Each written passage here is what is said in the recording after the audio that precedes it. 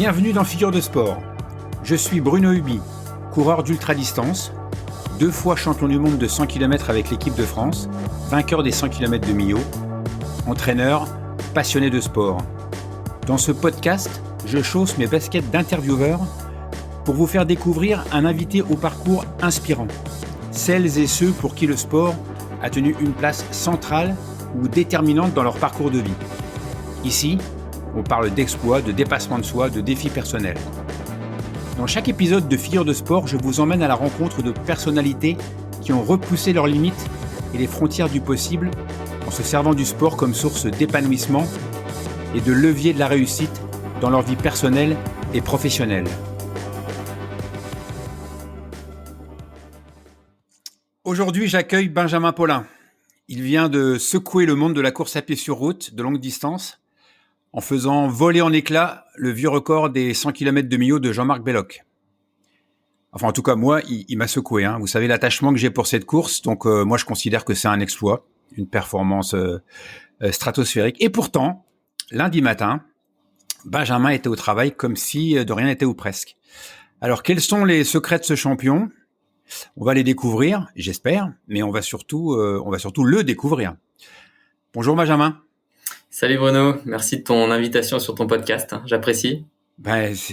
C'est surtout moi qui suis ravi que tu aies accepté d'être l'invité de ce nouvel épisode de Figure de Sport. C'est un très très grand plaisir de t'avoir et de pouvoir partager un moment avec toi. Franchement, je suis ravi, je m'en réjouis à l'avance. Alors comme c'est la coutume sur ce podcast, c'est toi qui vas te présenter, donc je te laisse te présenter. Bah écoute, merci, c'est gentil. Alors c'est pas un exercice facile de se présenter. On sait pas comment l'aborder. Moi, j'ai tendance à me présenter de la façon suivante, c'est que bon, je suis vosgien. J'ai assez attaché à mon territoire, même si je vadrouille un peu à droite à gauche avec les courses, mais je travaille et je vis dans les Vosges, je m'entraîne dans les Vosges au quotidien, donc c'est aussi une belle fierté de mettre en avant mon territoire. J'ai 31 ans, ça fait un peu plus d'une dizaine d'années maintenant que j'ai commencé la course à pied. Et comme tu l'as dit, donc je suis pas sportif professionnel, je travaille à plein temps à côté d'un entraînement qui est quand même assez intense, et donc j'ai un statut d'équivalent ingénieur dans la fonction publique. J'ai fait une formation d'architecture qui m'a amené ensuite à travailler dans une collectivité territoriale. Et donc là, ça fait maintenant 6 ans que j'y travaille et que j'arrive à concilier vie professionnelle, vie sportive, vie personnelle. Et ça, c'est une belle fierté. Donc j'aime aussi mettre en avant ça, ce côté un petit peu équilibre de vie, même si aujourd'hui j'ai quand même poussé un petit peu tous les curseurs, surtout au niveau de l'entraînement, du volume d'entraînement, on y reviendra. Mais c'est un équilibre où je suis assez fier de le mettre en avant, parce que bon, je dis pas que c'est facile tous les jours, mais en même temps, quand on choisit et qu'on le fait par passion, ça semble très facile, même si de l'extérieur on se dit ça fait des bonnes journées.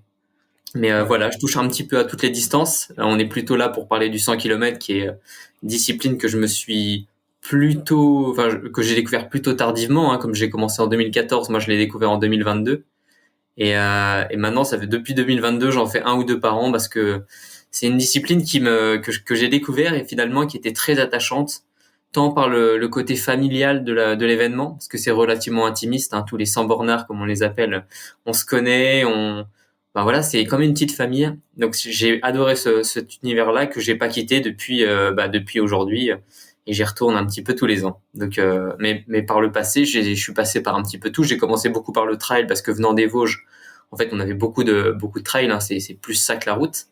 Et puis fin 2021, début 2022, j'ai fait un petit virage sur la route, parce que j'aimais en fait varier les formats, les distances, et quand j'ai découvert le 100 km, c'est là ça m'a donné envie d'axer un petit peu plus mon entraînement et ma préparation sur la route. C'est là, à ce moment-là, où je prenais le plus de plaisir, parce que j'avais fait des grosses années de trail et j'avais envie de changement, parce que j'étais peut-être un peu cuit physiquement et mentalement. Donc ça a été un beau renouveau sur la route, des belles expériences. Je pense qu'on va en parler juste après, mais voilà comment je pourrais me présenter. C'est sportif polyvalent, on va dire. Non, mais je suis d'accord avec toi, c'est pas facile de se présenter, mais j'aime bien quand les invités se présentent, parce que justement, c'est pour eux et pour moi aussi une manière de retenir ce qui est essentiel pour eux. Nous, on va voir ça à travers un filtre. Je vais te présenter à travers certains points qui sont les points qui me paraissent importants, mais je pense que la meilleure des présentations, c'est celle qu'on fait quand on fait un peu une introspection sur soi et qu'on se dit, voilà, j'ai quelques lignes ou quelques minutes pour me préparer. C'est quoi le plus important? De quoi je vais parler? Et donc, voilà, Je pense que déjà, j'ai parlé de secret. Moi, il me semble que tu nous as déjà livré un secret et c'est un secret qui me plaît bien parce que ça me parle aussi. C'est cette notion d'équilibre de vie. Donc, un des secrets de Benjamin Paulin, c'est l'équilibre entre un entraînement certes très intense pour faire des performances aussi exceptionnelles, mais aussi il y a une vie après la course à pied. Ouais, c'est ça en fait. On me pose souvent la question. Alors déjà, on pense que je suis professionnel parce que je m'entraîne plus de 20 heures par semaine. Donc c'est vrai qu'à caler dans un planning classique, c'est pas forcément évident. Donc on pense que je suis professionnel et en réalité, bon, je travaille à temps plein comme tout le monde. Donc c'est pas forcément facile à intégrer. Mais en même temps, quand on me pose la question est-ce que tu as envie de devenir professionnel?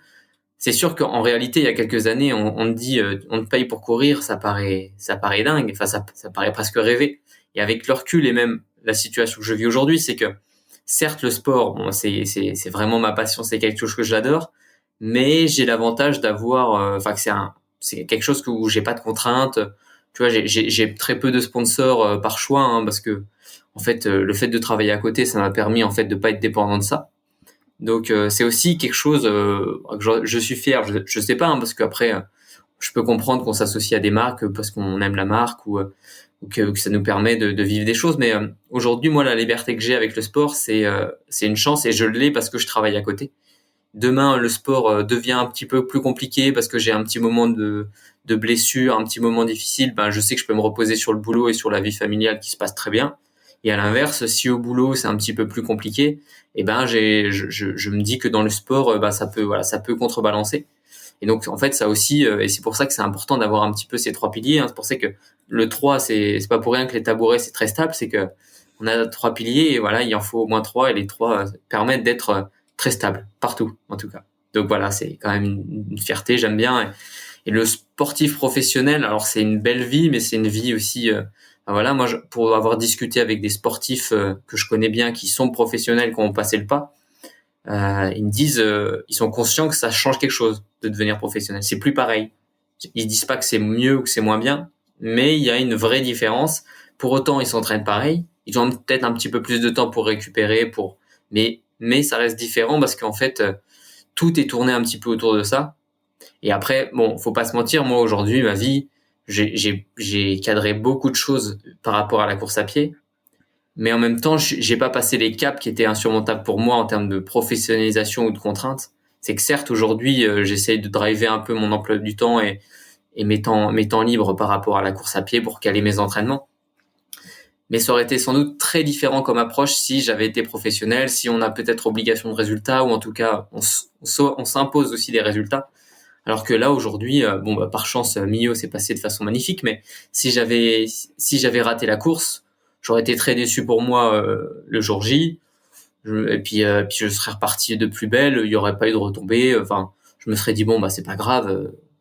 Alors peut-être qu'en étant professionnel, on a ce petit stress en plus. Après, tout dépend aussi des personnalités. Moi, c'est ce dont j'avais envie. Hein. Aujourd'hui, à 30 ans. Je me pose plus la question. Après, je me dis pas que si l'opportunité s'y prête et que j'ai la chance de pouvoir le faire en testant 1 an ou 2 ans, je dirais peut-être pas non. J'y réfléchirai, mais en tout cas aujourd'hui, cet équilibre-là, je pense que c'est peut-être une des raisons pour laquelle j'ai pas de lassitude. J'aime encore m'entraîner. Puis si demain l'envie vient à baisser, je pourrais arrêter largement. Enfin, je serai pas dépendant de ça non plus. Donc en fait, j'ai une totale liberté de faire ce que je veux et ça, c'est quand même super appréciable. Et ça me permet de performer a priori, donc c'est cool. Alors ça, pour moi, c'est hyper important ce que tu viens de nous expliquer parce que ceux qui nous écoutent rêvent peut-être tous de devenir professionnels. Professionnel, c'est un peu, voilà, c'est le modèle. Donc là, tu es en train de nous expliquer et je suis complètement d'accord avec toi que être professionnel, c'est pas forcément la panacée et tu viens de l'expliquer très, très clairement, très concrètement. Voilà. Et tous ceux qui rêvent d'être professionnels ou tous ceux qui se disent mais il a de la chance, ils ont de la chance, ils sont professionnels.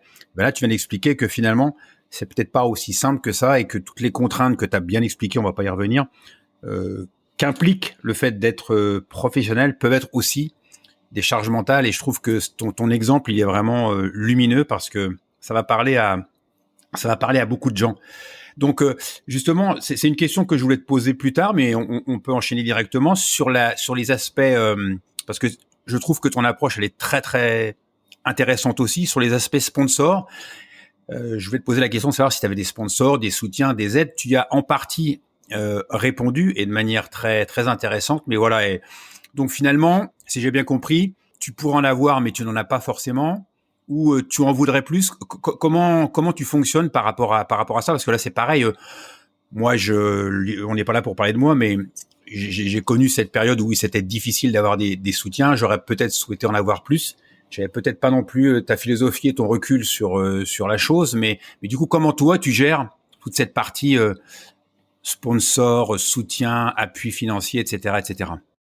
Mais alors moi, c'est vrai que c'était quelque chose qui me faisait rêver hein. Quand j'étais gosse, enfin gosse, non, j'ai commencé la course à pied, moi je regardais les trailers professionnels dans la période où, par exemple, Kylian Jornet était chez Salomon, donc ça me faisait rêver d'être sponsorisé par Salomon, c'était un petit peu le Graal quand on était trailer. Donc j'ai regardé ça un peu avec des yeux qui brillaient, puis après je me suis mis à travailler, et puis en fait j'ai vu que bah, je pouvais acheter les chaussures, même si elles commencent à être de plus en plus chères. Globalement, c'est pas comme un vélo à 10-15 000 euros. Une belle paire de chaussures, on peut se l'acheter en travaillant, donc ça c'était déjà bien. J'avais cette liberté là quand j'ai commencé à travailler, chose que j'avais un petit peu moins quand j'étais étudiant, mais très vite j'ai commencé à travailler, à avoir un salaire, donc financièrement j'étais autonome.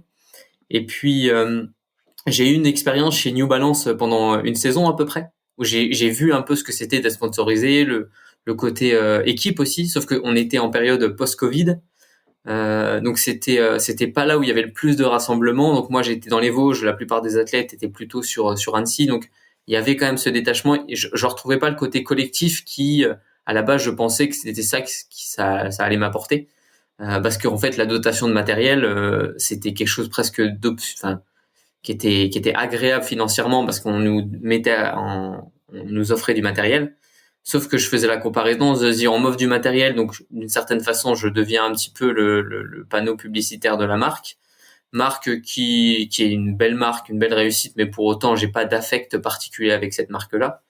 Donc ce qui fait que j'ai posé le pour et le contre. Alors c'était très agréable le côté équipe, mais le fait de la distance ça m'a un petit peu manqué. Donc au bout d'une saison je me suis retiré en disant que ça me plaisait pas le fonctionnement actuel. Pour autant il y avait des super gars qui étaient, donc on avait une belle équipe, mais c'est vrai que je me suis retiré assez vite, au bout d'un an. Donc j'ai fait mon petit bonhomme de chemin en route, on m'a proposé pareil de tester des produits, puis moi comme je mets une importance assez haute à la chaussure, c'est vrai que je cours avec différentes marques en fonction si c'est plutôt route, si c'est plutôt du trail. Et forcément, bah, c'est pas la même marque entre la route et le trail, donc si une marque vient à te donner, et comme j'aime bien faire un petit peu les deux, je me retrouve un petit peu embêté. Donc déjà, ça, c'est le côté un peu pénible de vouloir choisir son matériel. Mais c'est très confortable, en fait, de choisir ce qu'on veut. On porte ce qu'on veut. Ça nous plaît, on le met. Ça nous plaît pas, on le met pas. C'est top. Et pour revenir avec les sponsors, aujourd'hui, j'ai le département des Vosges qui me soutiennent. Donc ça, c'est une belle fierté parce que comme je l'ai dit au début de ce podcast, je suis assez fier d'être ambassadeur des Vosges. Donc le fait d'être soutenu par le département, bon bah voilà, c'est très valorisant, même si sans doute que je l'aurais fait gratos. Bon, ça, faut pas que je le dise trop fort, mais c'est plus une fierté. Et puis après, j'ai encore en lien avec le territoire, j'ai la marque Céramique, qui est une marque de textile, pareil, d'origine des Vosges, donc avec les gérants que je connais bien. Donc ça, c'est quelque chose qui m'amuse parce qu'en fait, j'ai un vrai lien avec la marque. Donc c'est local, je connais bien la personne, la marque a des belles valeurs. Donc c'est pour ça que là, j'ai dit un grand oui parce qu'en fait, ça fait longtemps que je suis habillé en céramique et pour moi, c'est quelque chose que j'aime. Et pareil pour la marque de nutrition, je suis accompagné par la marque Nutribé, c'est un site de revente de produits qui eux m'accompagnent. Et pareil, il y a un vrai lien, des vrais liens avec la personne qui gère ça. Donc en fait, moi, c'est plus ça que je mets en avant plutôt que le produit en tant que tel. Parce qu'en réalité, si c'est juste pour une dotation produit et qu'il n'y a pas d'échange derrière, en réalité, je préfère acheter le matos et puis garder ma liberté totale. Donc c'est pour ça que ça soit tous mes partenaires, il y a forcément un lien soit avec le territoire, soit avec les personnes. Donc voilà, ça s'arrête là. Après, est-ce que j'en ai envie de plus? En réalité, moi, c'est pas tant ce qu'on va me donner, c'est plus le projet qu'il y a derrière. Si une marque, je sais pas, une marque à l'international qui me propose de me soutenir pour faire un projet qui me semble avoir du sens, forcément, je dirais pas non, je serais pas fermé. Mais il faut qu'il y ait un projet derrière et pas juste de la dotation de matériel. Parce qu'il y a encore ce côté liberté. C'est vrai que le fait de de travailler à côté, je me dis tiens, j'ai des contraintes dans le boulot, comme tout le monde a des contraintes dans le boulot, que ça soit d'horaire, que ça soit de choses. Et je me dis dans la course à pied, je m'en mets suffisamment des contraintes à l'entraînement. J'ai pas envie que quelqu'un d'extérieur m'en mette. Donc voilà, c'est toujours ce côté chercher ma liberté dans le loisir que j'ai et la passion que j'ai. Donc pour le moment, le fonctionnement comme ça me va bien. Super, très belle approche. Moi, j'avoue que je suis fan. J'avais une question.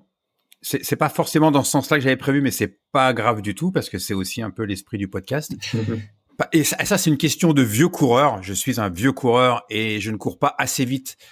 Je ne cours plus assez vite pour utiliser ces nouveaux modèles de chaussures. On parle beaucoup. Hein. Alors c'est pas l'essentiel de ce podcast. Hein. Moi, je voulais qu'on part sur d'autres points. On va y revenir. C'est pas grave. On fait ce qu'on veut. Un point que je voudrais aborder, c'est les chaussures carbone. Parce que ça m'intéresse, parce que j'aime l'évolution de ma discipline et j'avais cru comprendre, mais peut-être que toi tu sais beaucoup plus de choses que moi à ce sujet parce que c'est pas forcément quelque chose que j'ai beaucoup creusé. J'avais cru comprendre que les chaussures carbone apportent un avantage indéniable en termes de vitesse. Bon, ça c'est avéré. Mais ce que j'avais cru comprendre, c'est qu'elles avaient une capacité, une aptitude à préserver sur le plan articulaire, sur le plan musculaire, et ce que j'avais pas du tout compris au début et ce qu'on nous avait pas forcément non plus mis en avant au début.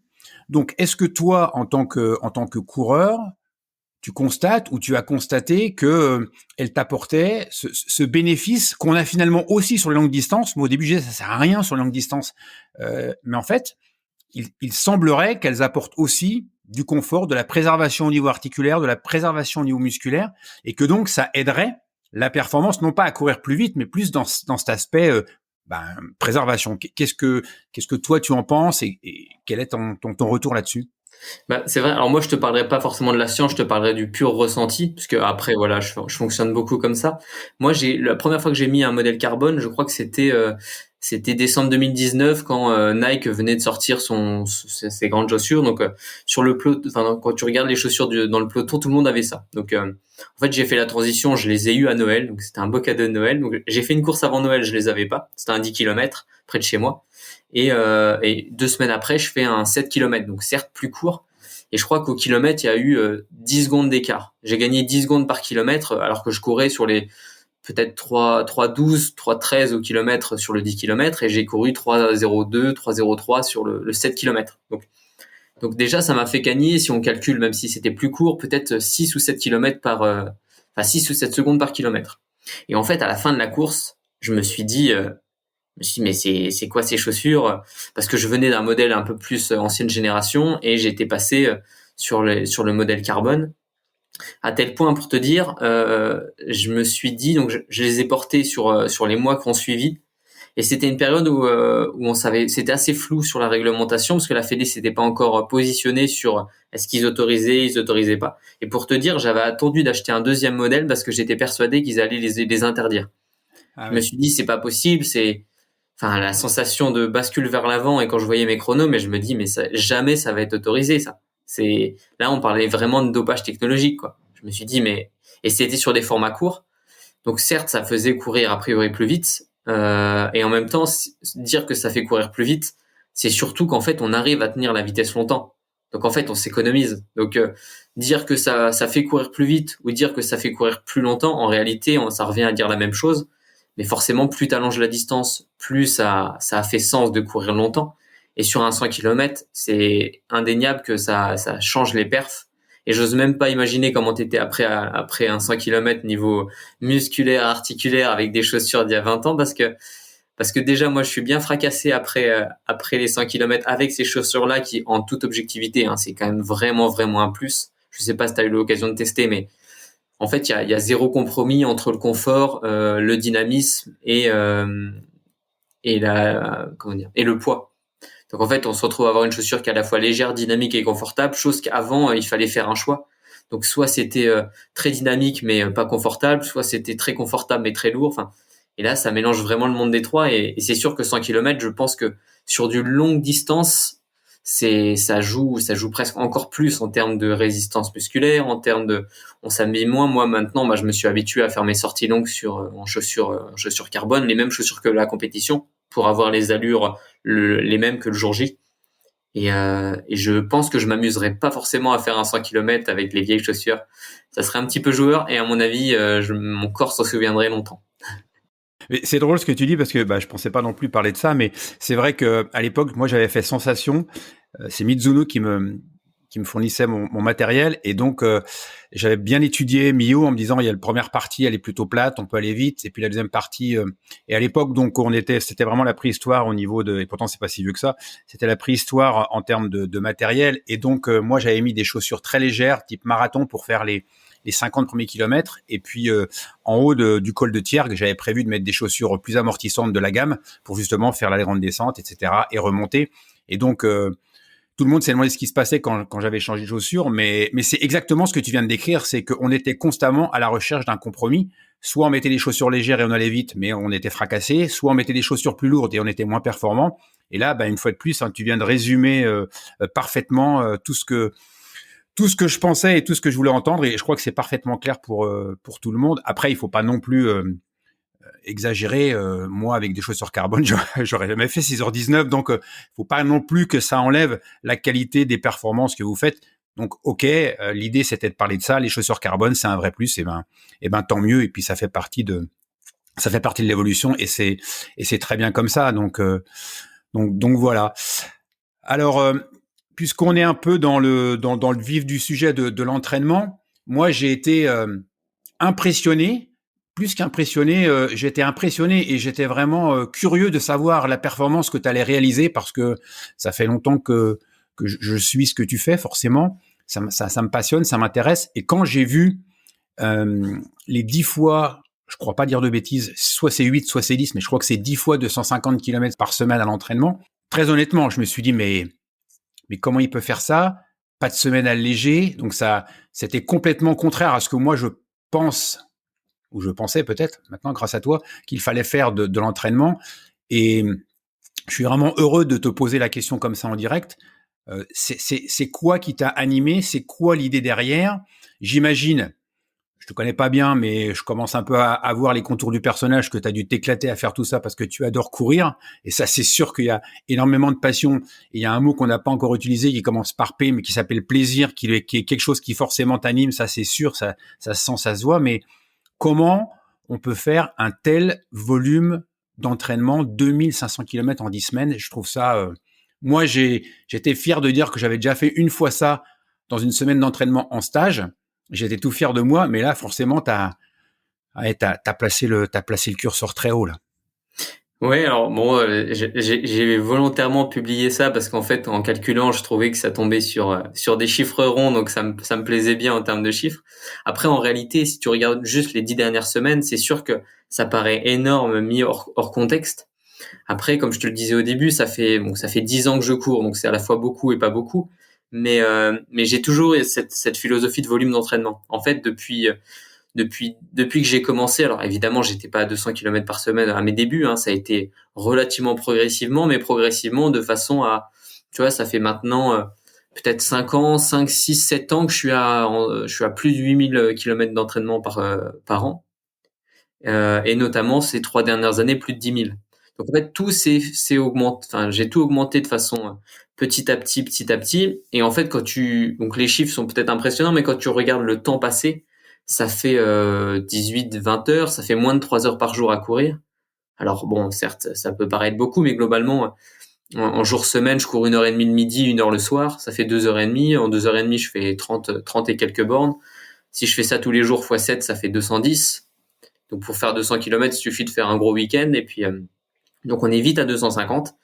Après ça, ça a été... En fait, ce qui est assez marrant avec le corps et avec l'entraînement, c'est que ce qui paraissait très difficile, enfin ce qui paraissait être une énorme semaine pour moi il y a 2 ans, maintenant c'est mes semaines classiques.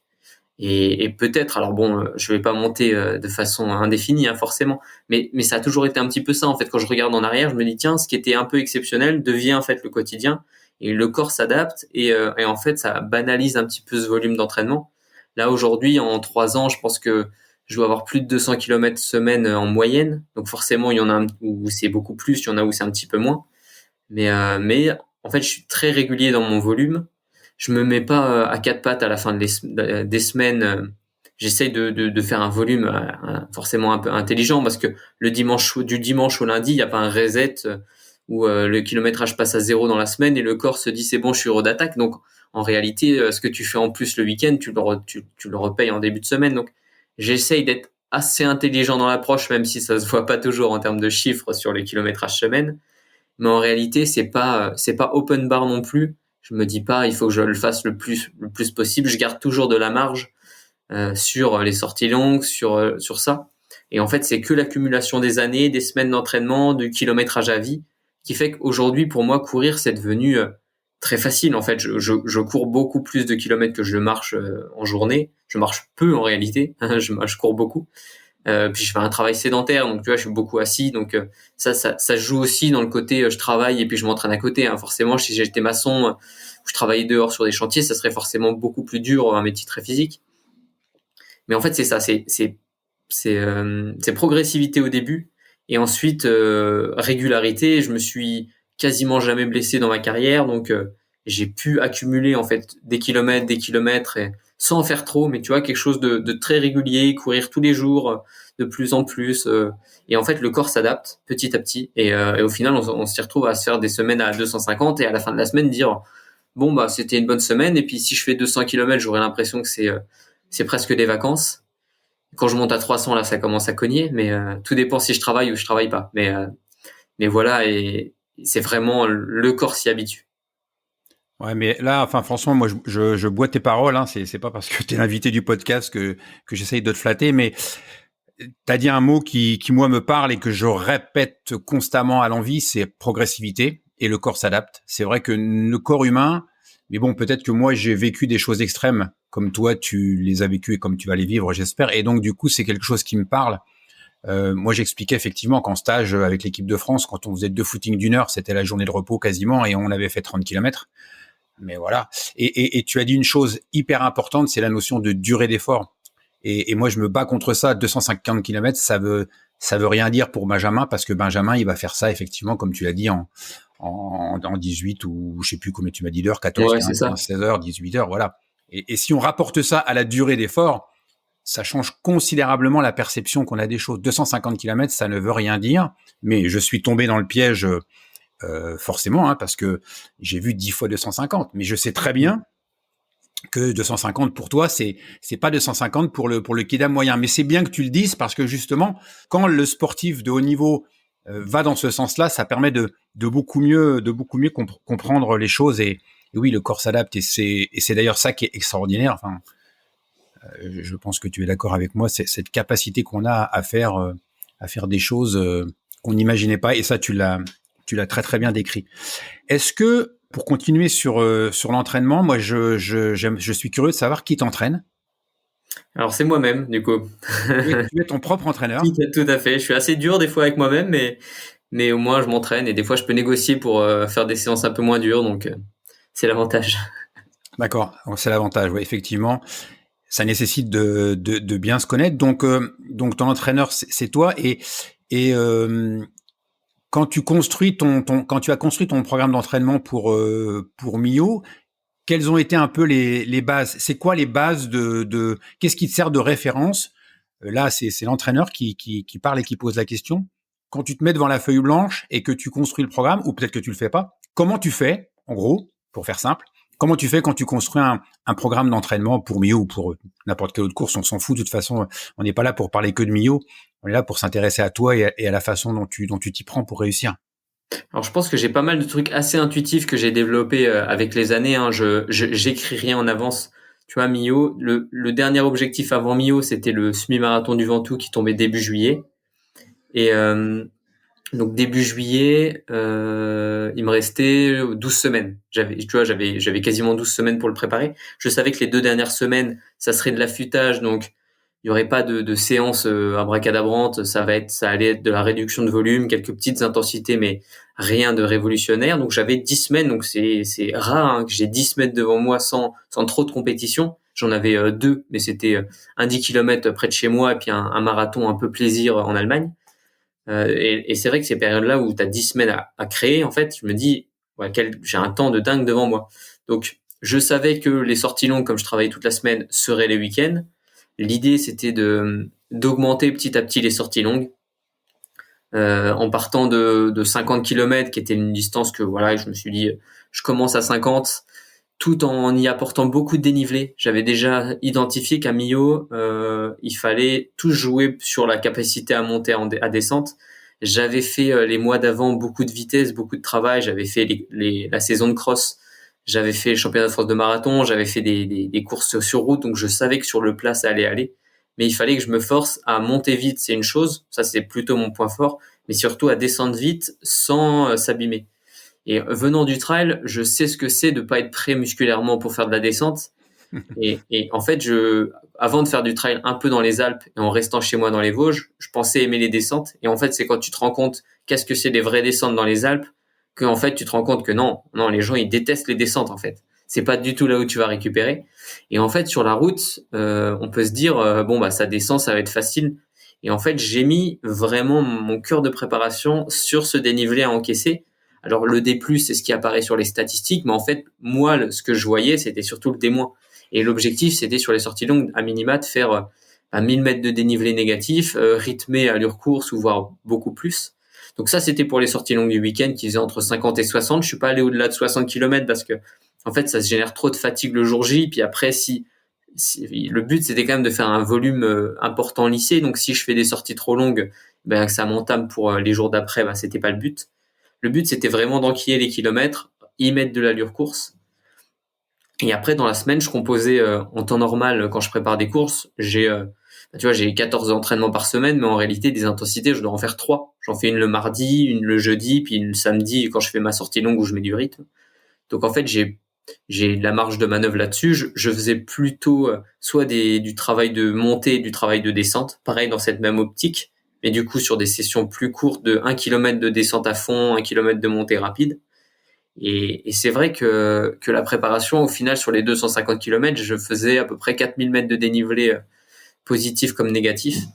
Et le jour J, ça m'a servi de fou parce que, en fait, les montées, le premier marathon passe toujours très bien.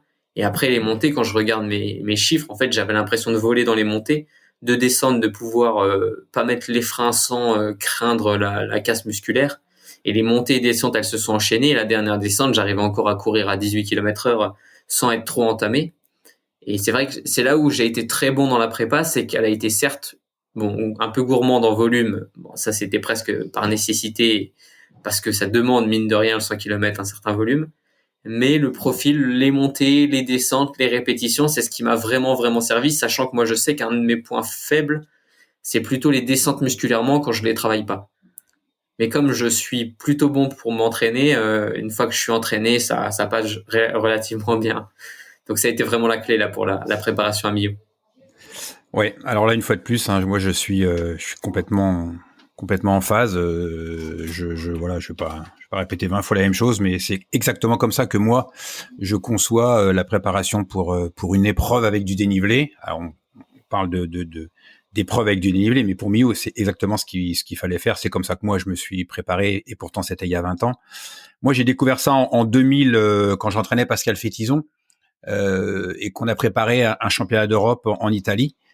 Course qui existe toujours avec beaucoup de dénivelé, et là j'ai commencé à mettre en place ce que moi j'appelle les séances côte-descente, où effectivement le but c'est de descendre très vite, de remonter pas forcément vite, mais de redescendre très vite. Donc la préparation excentrique, donc tout à fait. Donc voilà, donc mais c'est bien aussi qu'un champion comme toi en parle, parce que je crois que c'est quelque chose qui effectivement est négligé sur la route avec du dénivelé, mais il y en a peu. Mais je pense aussi que les trailers ne font pas assez ce genre de séance. J'étais surpris de voir il y a 1 ou 2 ans Mathieu Blanchard qui disait: j'ai découvert les séances en descente, et je me suis dit mais comment c'est possible qu'il ait découvert ça? Oui. Et pourtant c'est un champion d'entraînement, mais ouais, voilà. Donc je pense que tu as mis le doigt là où il fallait. Tu as vraiment ciblé ce qu'il fallait faire. Juste pour ceux qui nous écoutent, puisqu'on a dit qu'on parlait en distance, mais aussi on parlait en temps. 50-60 km, ça fait fuir tout le monde, mais rapporte ça en durée et les gens vont comprendre en fait que c'est pas si long que ça. Ouais, ça faisait des sorties de 3h20, 3h30. Je faisais tout à allure course, en réalité. Alors ça, pour le coup, j'avais pas fait avant, parce que je trouvais que l'allure course était déjà dur, en réalité. Par mes dernières préparations, je trouvais que c'était déjà, en fait, l'allure 100 km, c'est plus rapide que mes allures footing. Bien sûr. Donc c'est une allure en fait un peu traître où on n'est pas sur de l'allure marathon qui est déjà une allure très engageante, mais c'est une allure où il faut pas s'endormir et faut toujours être actif. Et par le passé, j'avais du mal à faire mes sorties longues à allure 100 km. Et le fait d'avoir travaillé énormément la vitesse, ça m'a donné beaucoup plus d'amplitude par rapport à l'allure 100 km. Donc en fait, j'étais très à l'aise à ces allures-là. Et ce qui a fait que toutes les sorties, je les ai fait à allure 100 km. Donc 50 bornes, ça me faisait 3h20 à peu près, même moins. Donc un 50, 55. Toutes les sorties étaient entre 3h et 3h40. Ok, t'es pas allé au-delà de 3h40 de durée. Mais bon, rapporter, une fois de plus, hein, il faut contextualiser les choses, si je peux me permettre. Rapporter à la durée d'effort que tu vas faire, 3h40, pour quelque chose qui va durer, pour une épreuve qui va durer 6h20, 6h30, on est dans un rapport, enfin, qui en tout cas, moi, me semble cohérent et logique. Tu te prépares pas à faire 12, 14, 18 heures comme beaucoup de gens le font à Millau parce que le lot de tout le monde, c'est plutôt de courir plus de 10 heures Oui. que de courir moins de 7 heures. Après, c'est toujours difficile de se dire, ah, j'ai couru que 3h40 et de se dire après la sortie, il m'en reste encore 2h30. Et c'est souvent ces 2h30 là qui sont importantes en réalité. Tu connais bien comment ça fonctionne le 100 km, c'est que courir 70 km à allure, tout le monde peut le faire. Et c'est dans les 30 derniers où là, bah, tu vas payer un peu la dette que t'as peut-être accumulée en début de course, ou alors tu vas réussir à faire que la course va bien se passer parce que tu as été assez intelligent sur le début de la course pour réussir à finir pas trop mal. Donc en fait, les sorties longues, c'était presque frustrant de se dire j'arrête au moment où ça fait mal. Et en même temps, c'était très bénéfique pour la suite parce qu'il y avait aucune cartouche mentale qui était grillée, aucune cartouche physique déraisonnable. Donc ça a été un peu un pari entre guillemets, hein. J'ai déjà fait des séances, des préparations 100 km où je courais 70 km. Ça, j'en ai déjà fait plusieurs. Ça fait des sorties vachement plus longues et au final, c'est très impactant. Mais ça met en confiance, bizarrement, parce qu'on se dit 70 km, c'est bon. Mais là, c'est vrai que le fait d'avoir fait tout à allure, mais en se limitant à 3 heures, bon, bah, j'étais prêt et puis j'avais un volume qui était plus élevé que jamais. Donc, j'étais relativement confiant. Mais le positif, c'était la prépa bien axée sur cette course qui est très spécifique. Et en réalité, tout le déroulement de l'année, qui a commencé en décembre de l'année d'avant, où j'ai commencé à faire de la vitesse, augmenter un peu les distances, être très à l'aise sur du plus rapide, chose que j'avais essayé de faire par le passé, mais c'était vite écourté parce que j'avais vite des échéances tôt. Là, Millau, c'était incroyable parce que je savais que j'allais faire Millau dès l'année d'avant, au mois de décembre. Donc, en fait, je pouvais composer sur ma saison en me disant, la ligne d'arrivée, c'est Millau. Évidemment, il y a des objectifs importants comme les championnats de France de marathon entre.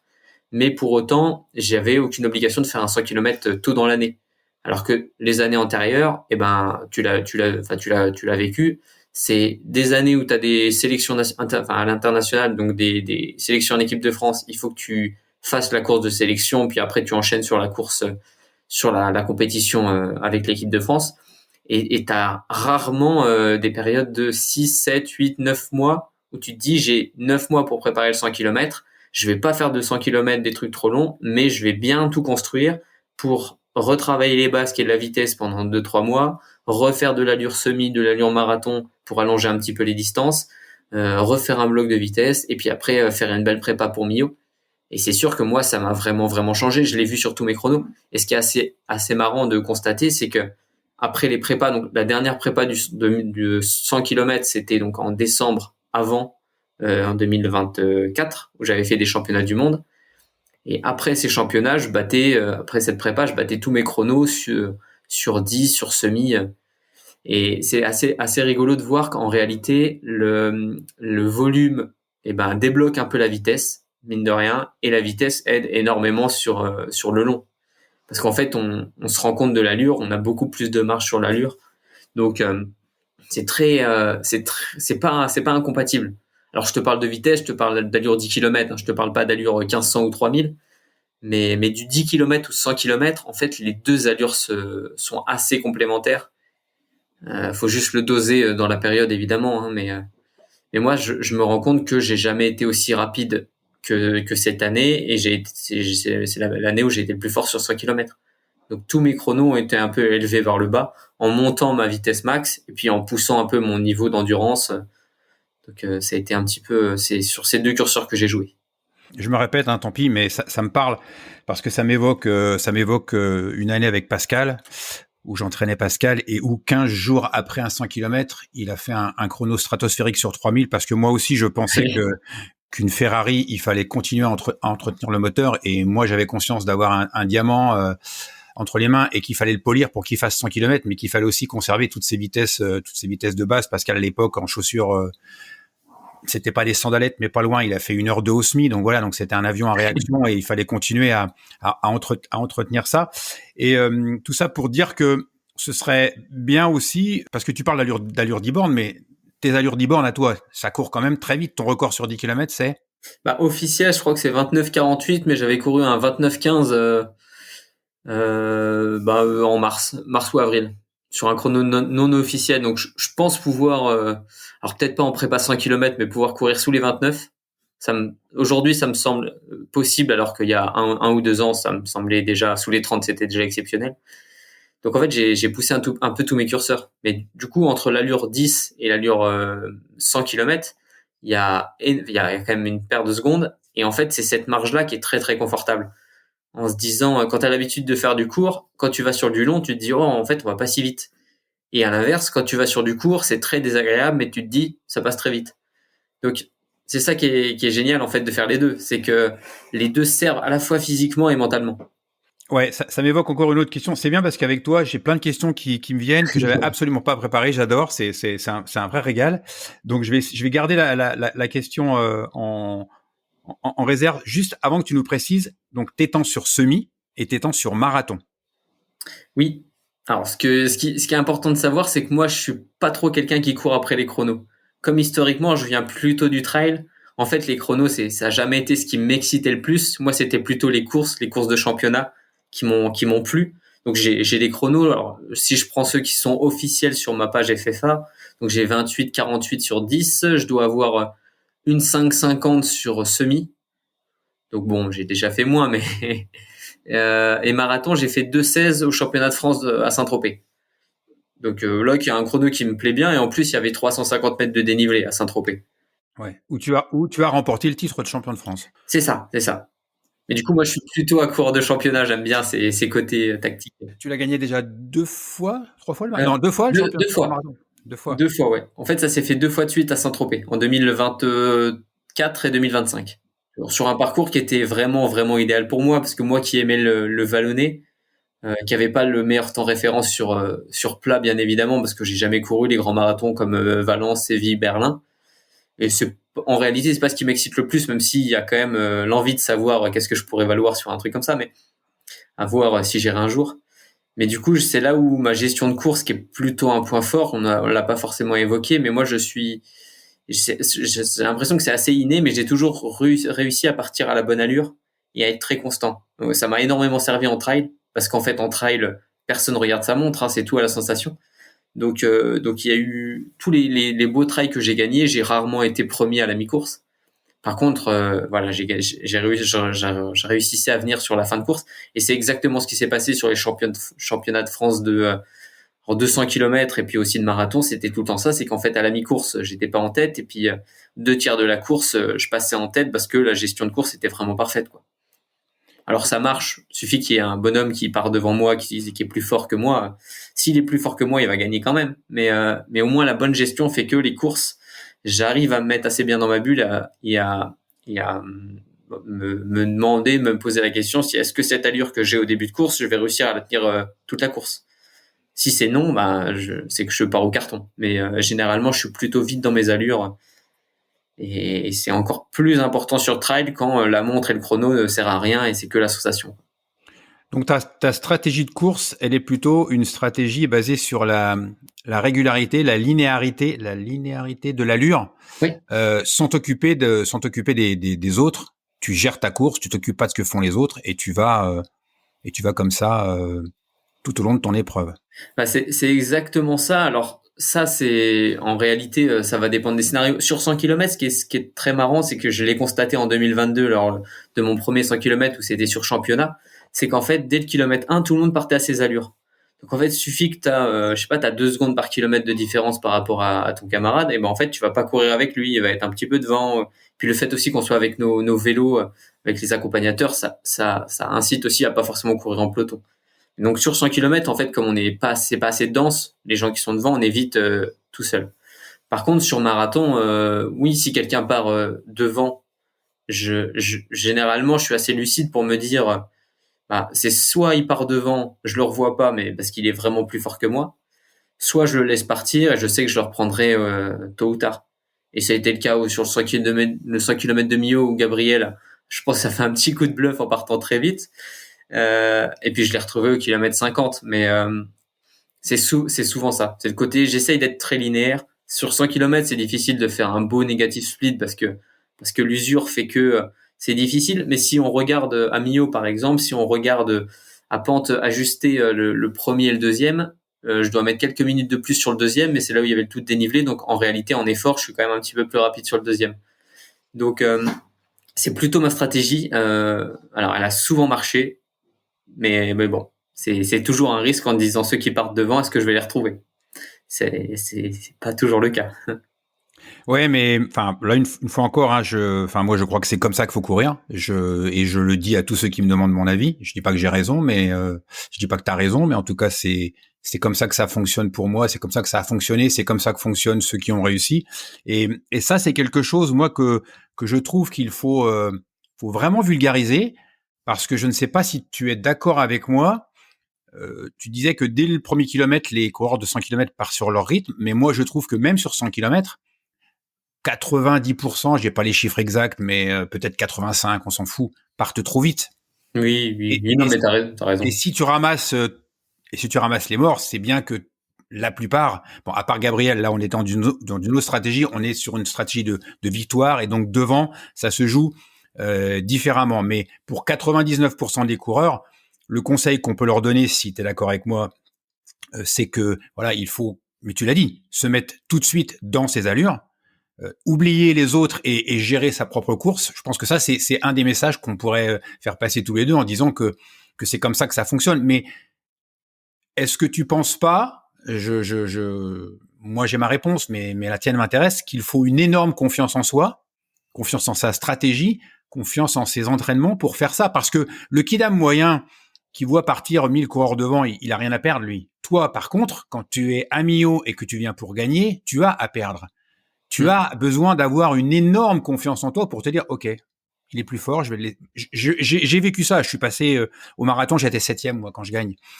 Donc ça me parle ce que tu dis. Et j'ai envie de vulgariser ça, pas parce que c'est Benjamin Paulin qui a battu le record et pas parce que c'est Bruno Hubi, on s'en fout, mais c'est pour dire aux gens, parce qu'il y a eu aussi une idée de pédagogie dans ce podcast, c'est de dire aux gens, attention, centrez-vous sur vous, mais je préfère que ce soit toi qui le dises que moi, parce que moi, je passe mon temps à le dire, donc on s'en fout et on m'a entendu le dire des milliers de fois. Mais venant de toi, c'est quand même hyper important, je pense. Bah moi, j'ai toujours couru comme ça en fait.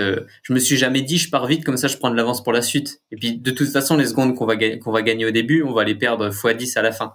Donc généralement, en fait, si on aborde la course avec une stratégie, alors ce qui est pas le cas de tout le monde, hein, il y en a beaucoup qui partent sans trop savoir son allure, parce que même moi, quand j'ai commencé, j'ai estimé une allure théorique.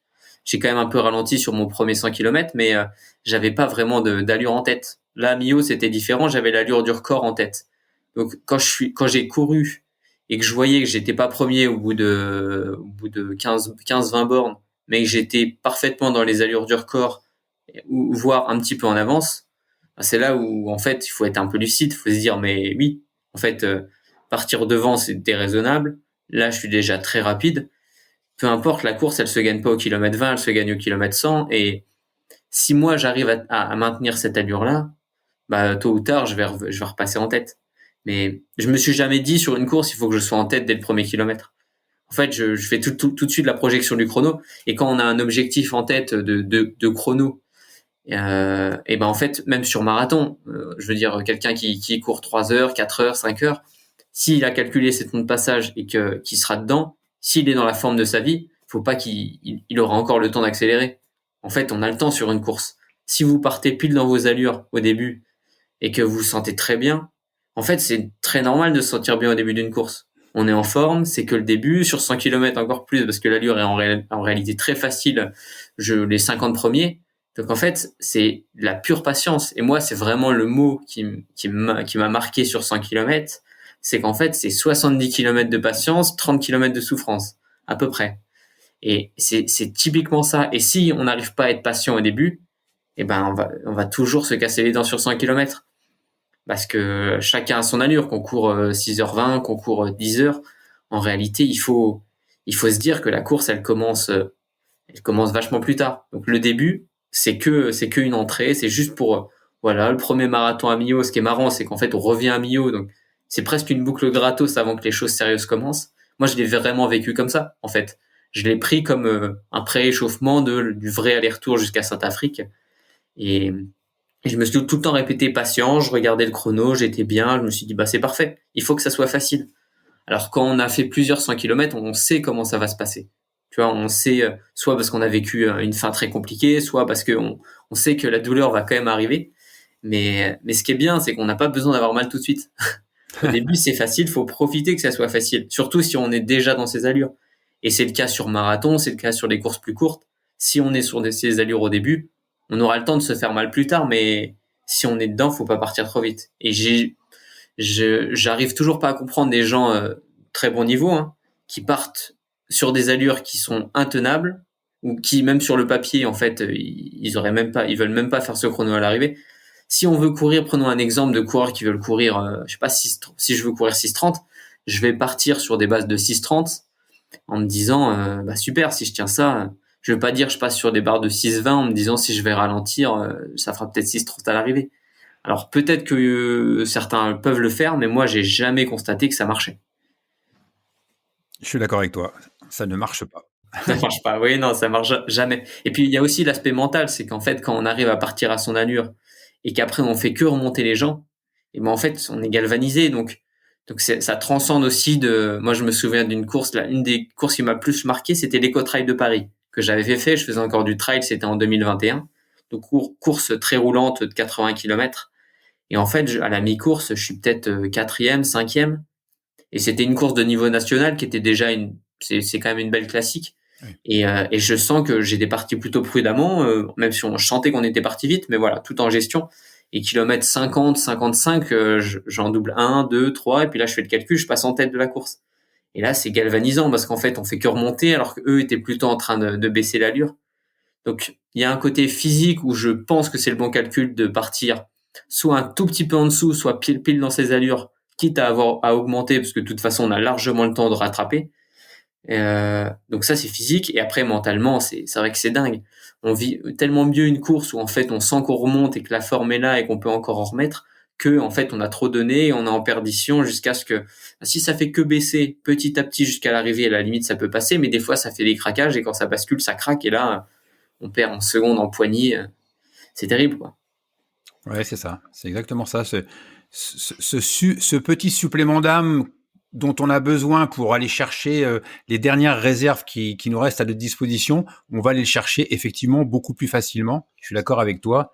Dans ces moments galvanisants, comme tu les décris si bien, où on remonte. Et là, tu as décrit une victoire et une première place, mais pour ceux qui nous écoutent et qui ne seront peut-être jamais premiers, dites-vous que passer de la millième à la 500e place, c'est aussi euphorisant et c'est aussi galvanisant. C'est la même chose. Oui. C'est le même principe. Moi, j'ai été impressionné aussi par ce que tu as publié sur la gestion de ton alimentation à Millau, où on a vu quelque chose de. Pour moi, c'est un modèle d'organisation. Donc, est-ce que tu peux, en plus, moi, j'adore ça. Je me reconnais vraiment dans cette organisation. Une fois de plus, on n'est pas là pour parler de moi. Est-ce que tu peux nous en dire un peu plus sur la façon dont tu as structuré tout ça? Parce que j'ai trouvé ça vraiment un modèle d'organisation. Ouais, bien sûr. En fait, moi, comme j'ai fait du trail pour me répéter, en trail, c'est obligé de se ravitailler. En fait, c'est sur 10 km sur semi, on peut. Bon, c'est important quand même, mais on peut passer ça à la trappe. C'est pas primordial. En trail, surtout quand on commence à faire des distances un peu au-delà de 30 km, enfin même 20 km si c'est très, très, très montagneux, au-delà de 2 heures, 3 heures d'effort, il y a forcément gestion d'alimentation. Donc moi, j'ai toujours eu cette habitude de manger en courant, de manger pendant mes entraînements. donc de digérer pendant les entraînements qui font plus de 2, 3, 4 heures. Et idem pour mes courses de trail. Alors en trail, c'est un peu différent parce que l'allure est quand même moins linéaire. Donc il y a des moments où ça va monter, le cardio est peut-être haut, des moments où ça va descendre, peut-être c'est plus facile de manger, encore que faut voir l'état du terrain. Donc cette habitude-là m'a beaucoup servi quand j'ai commencé à faire mon bascule sur la route, parce que j'avais déjà des notions un peu de quoi manger, en tout cas en quantité. Je savais que mon corps l'acceptait parce que j'ai toujours eu l'habitude. Par contre, entre ce que j'ai fait à Millau et sur le premier 100 km, il y a eu beaucoup de tâtonnements, beaucoup de tests, beaucoup de choses comme ça. Sur le premier 100 km, j'avais tendance à prendre des choses, donc des gels, certes, mais plutôt sur la fin. Et avant, je prenais plutôt des compotes ou des trucs solides parce que j'avais peur de me dire, sur 100 km, peut-être que je vais avoir faim, peut-être que je vais avoir le ventre qui grouille, donc j'avais besoin de trucs consistants. Puis aussi les gels, bon, je sais pas toi, mais moi, c'est pas un truc qui m'excite à fond, et au bout d'un moment, bon, tu t'en peux plus. Donc déjà, il y a aussi ce côté, quoi choisir? Est-ce que je pars sur des purées, sur des gels, sur des bars? Alors, j'avais fait plutôt un mix de ça. Les 100 km d'après, un peu pareil, je tâtonnais, je voyais ce qui était bien passé. L'avantage, c'est que comme on a un accompagnateur vélo, en fait, on peut tester des choses. La personne peut prendre, en l'occurrence, c'était ma chérie, ma compagne. Elle pouvait prendre plus que nécessaire, donc on peut se dire, on prend un peu de tout, et puis je lui dirais ce que j'ai envie. Pour ça, c'était plutôt sur les premiers. Les premiers, comme je ne savais pas quoi faire. Et puis, et j'ai l'habitude de courir tout le temps avec une gourde à la main. Donc ça, niveau hydratation, je suis toujours amené à boire facilement. J'ai pas besoin de lui demander le bidon, qu'elle le sorte, qu'elle me le donne. Comme je l'ai tout le temps à la main, je bois une gorgée toutes les 2 minutes, 3 minutes peut-être. Donc ça lisse vraiment l'hydratation. Et après, petit à petit, quand j'ai vu ce qui marchait, ce qui me plaisait, ce qui me plaisait plus, ce qui passait pas, ce qui fait qu'à la fin à Mio, c'est un peu le schéma type.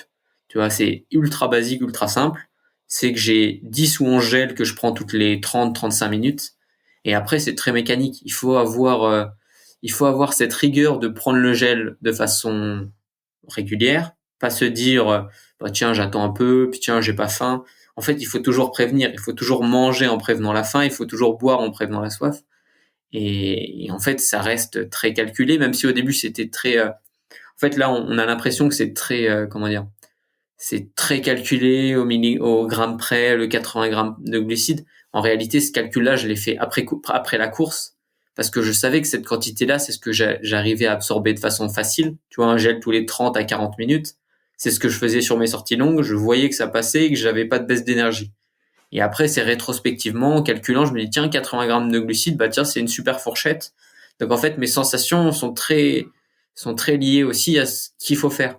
Et moi, c'est beaucoup ça, ma philosophie, c'est que je teste, je le fais. Et après coup, comme on a plein de capteurs de données partout et qu'on peut tout calculer, je regarde ensuite par rapport à ce qui est préconisé. Et puis, c'est là où je me dis, bah, tiens, oui, ça marche bien. Aujourd'hui, je prends que des gels, tu vois, des gels, la marque Morten, parce que c'est très neutre, c'est ce côté très sucré qu'on peut avoir qui peut nous écœurer. Ça, au moins, je suis assez tranquille avec ça, parce qu'à la fin d'un 100 km, le sucre, t'en peux plus. Et puis, ça fonctionne bien. Après, demain, il fait très chaud, comme les 100 km qu'on a fait en Inde avec l'équipe de France. Bah, c'est encore une gestion différente, parce que tu bois plus, donc peut-être que tu peux... Enfin, là, c'était le plan parfait sur les conditions de Millau.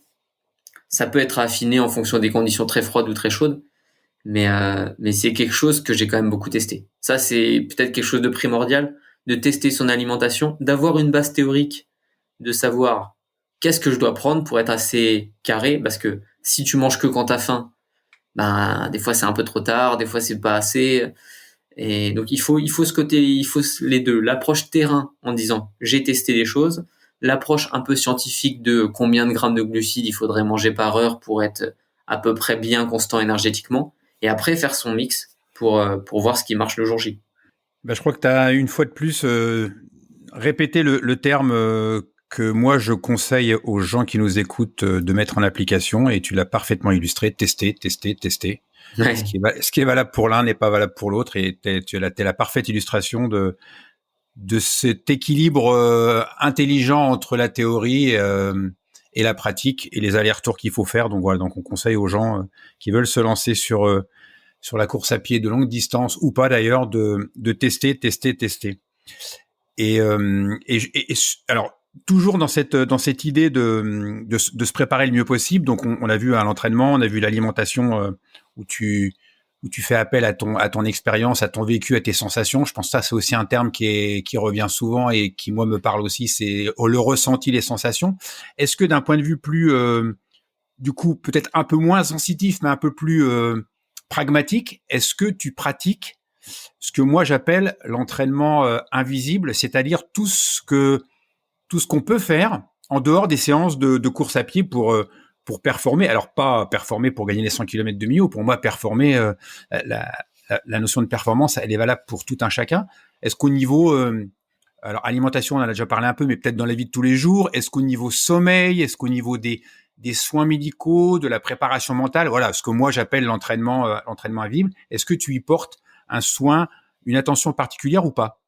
Bah, moi, les gros piliers importants, ça va être sommeil, très important. J'essaye je suis plutôt un lève-tôt, donc j'ai du mal à dormir tôt le matin. De toute façon, je commence le travail assez tôt, donc je fais attention à mon heure de coucher pour avoir minimum 8 heures à peu près. C'est ce que j'essaye de faire. Donc des fois c'est un petit peu moins, des fois j'arrive à faire un peu plus, mais c'est un petit peu le minimum que j'essaye de lisser sur la semaine.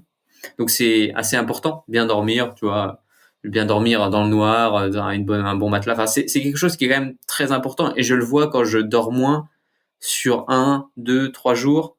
Je vois la répercussion que ça a sur mon énergie. Donc certes à l'entraînement, même si des fois je peux faire des bons entraînements, mais aussi sur mon énergie au quotidien. Je suis moins efficace au travail, je suis moins impactant, j'arrive moins à faire les choix rapidement. Tout est un petit peu plus dur quand on a des carences de sommeil. Donc déjà, on dort bien, ça règle 90% des problèmes.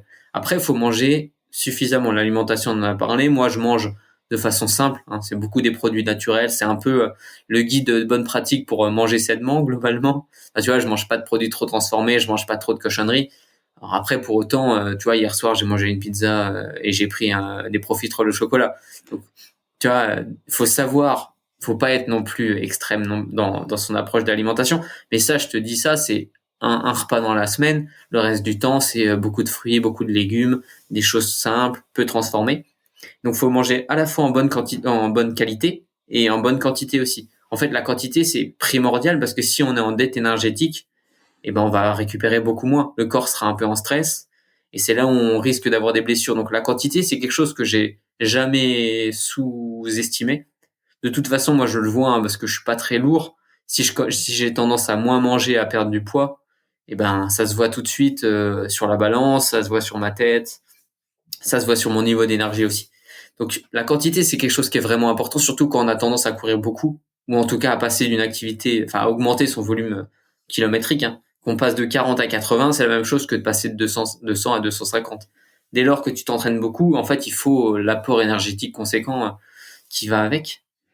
Et puis après, qu'est-ce que je fais? Après, je fais pas grand-chose d'autre, hein, en réalité. J'ai une vie assez simple. Tu vois, j'évite, je bois pas d'alcool, par exemple. J'aime bien les bières sans alcool, tu vois, donc je suis pas frustré de pas avoir de bière, je suis bien.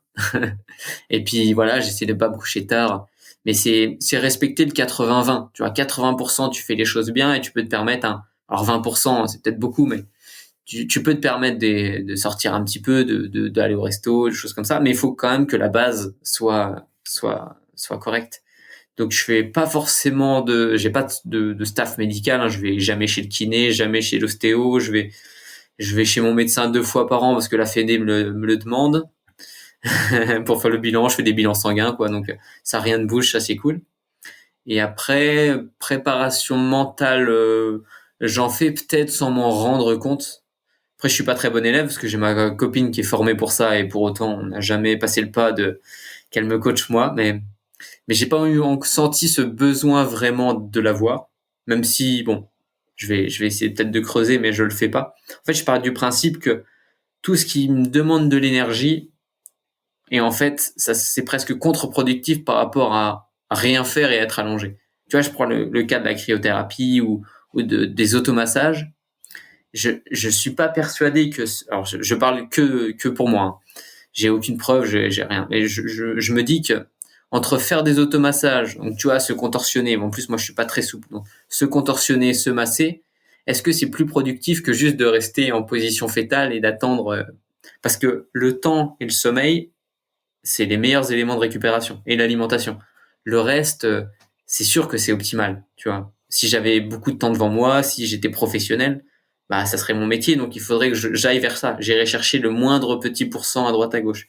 Mais là aujourd'hui, le coût que ça va m'apporter, que ce soit financièrement ou en termes de temps, c'est en termes de récup, enfin de pourcentage de récup, c'est un petit peu, c'est pas assez intéressant pour que je le fasse, quoi.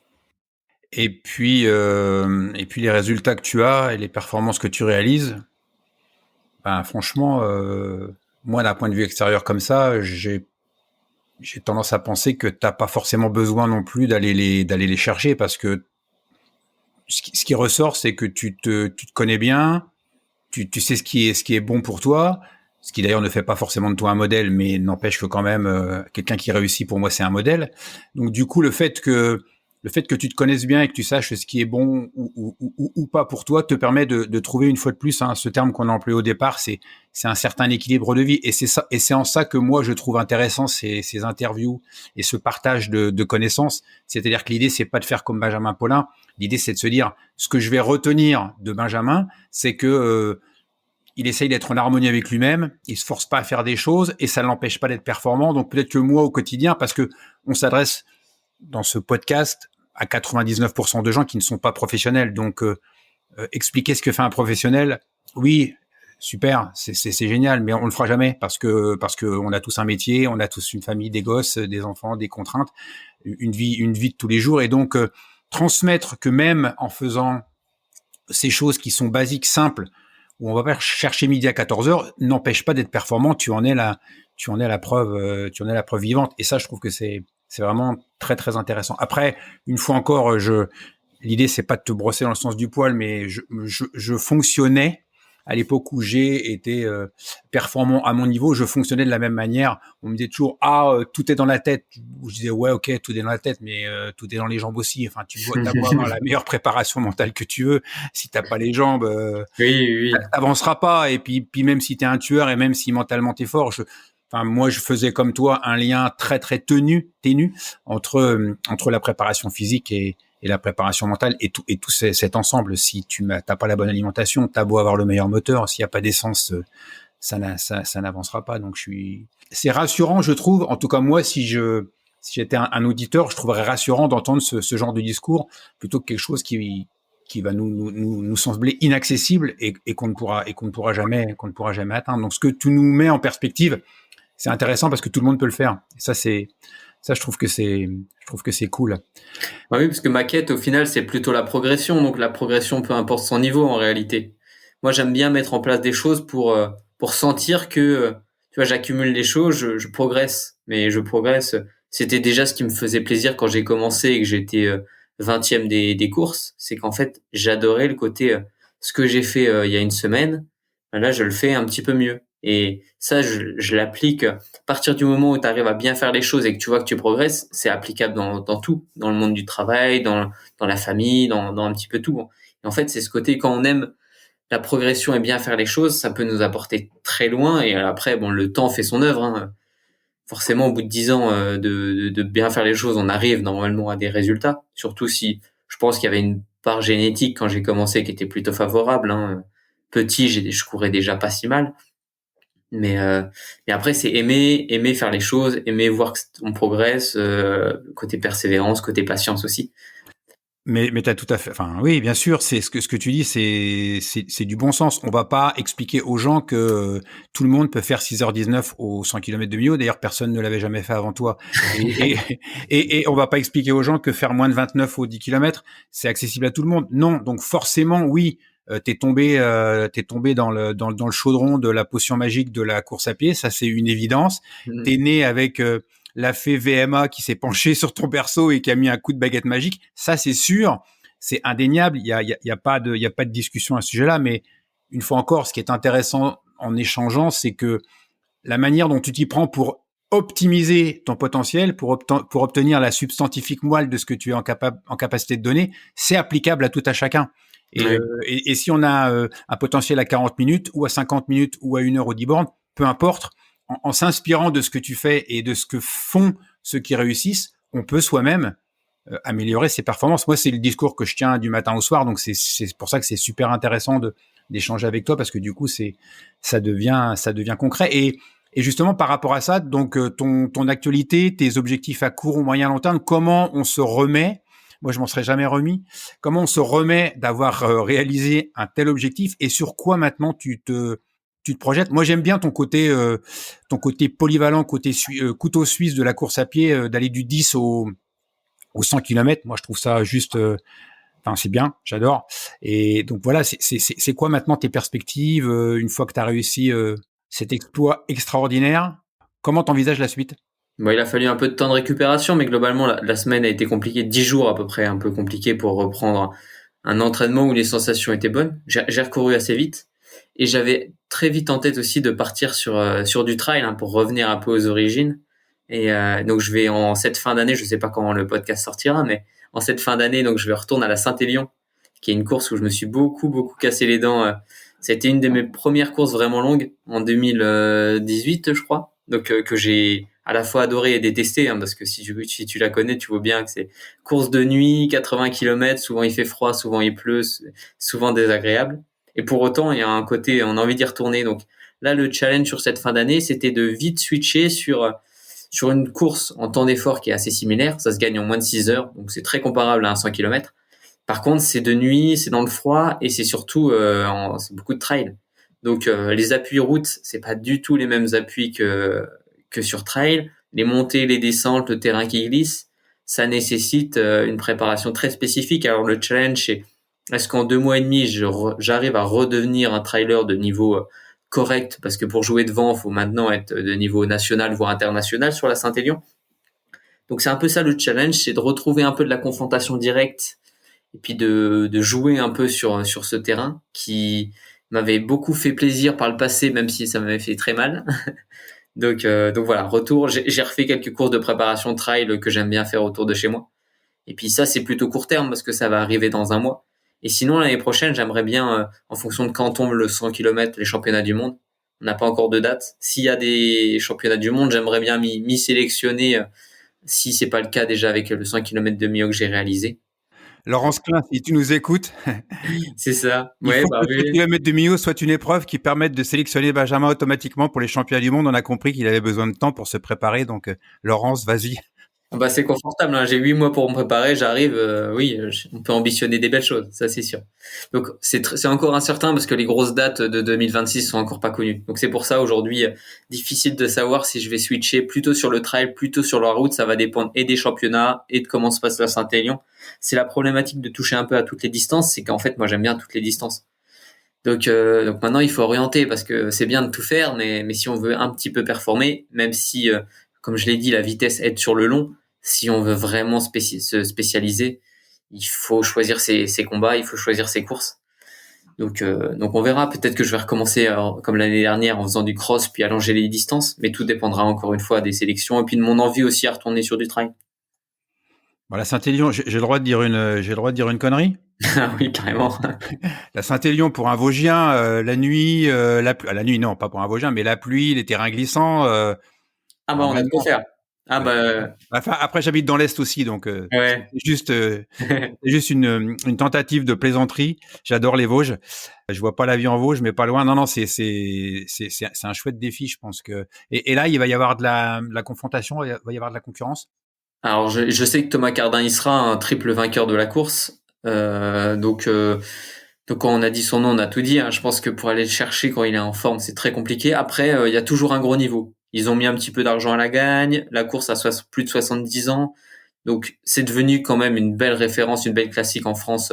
Donc maintenant, on commence à voir des internationaux venir sur la course. Donc j'ai pas les noms encore, mais je sais que si pour accrocher un podium, ouais, faut bien se lever tôt et courir intelligemment parce que à Saint-Élion, c'est les champions du monde à partir trop vite. On compte plus les explosions en plein vol là-bas. Donc, mais c'est toujours pareil. Si on laisse partir, est-ce qu'on va revenir pour jouer un top 5, c'est sûr. Pour jouer la gagne, je sais pas. Après, la problématique de la Saint-Élion pour vous, les coureurs élites qui êtes devant, contrairement à un marathon où, quoi qu'il arrive, tu sais que ta stratégie de course, tu vas la respecter et que devant, si c'est plus fort, c'est plus fort. Tu l'as dit, si c'est pas plus fort, ça va craquer. Est-ce que je dis une connerie si je te dis que à la Saint-Élion, il y a une autre contrainte qui est un peu différente, c'est que si tu laisses partir trop avec la nature du terrain, c'est plus difficile de remonter que sur une configuration marathon où la route est généralement plutôt large, plutôt plate, où on se pose pas la question de savoir si on va doubler ou pas. Est-ce que devant, quand ça châtaigne, quand ça bagarre, le fait d'être un peu loin, alors pour toi un peu loin, ça c'est pas très loin non plus, ça va être quoi? Ça va être 15, 20e grand maximum. Enfin, je sais Oui, pas, mais oui, je suppose. c'est ça, ouais. Est-ce que c'est pas un handicapant quelque part à vous, les athlètes de haut niveau qui êtes dans l'optimisation de tous les paramètres de course, de se dire je vais devoir en doubler 15. Quand on a doublé 15 à l'Eco-Trail, c'était des parcours plutôt favorables au fait de doubler sur un marathon au championnat de France aussi. Est-ce qu'à à la Saint-Élion, on est dans une problématique qui est pas un peu différente?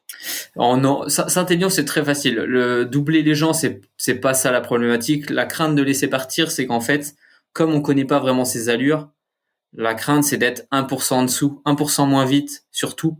C'est dur de se rendre compte de l'effort pur. Donc, quand on est en confrontation directe, il y a aussi ce côté, on a juste à suivre le pack, on suit les trajectoires, c'est plus facile. Quand on est isolé, c'est dur, on a aucun élément qui nous rassure sur notre allure. On sait pas si on est dans les bonnes allures, si on revient, si on perd du terrain, on en gagne.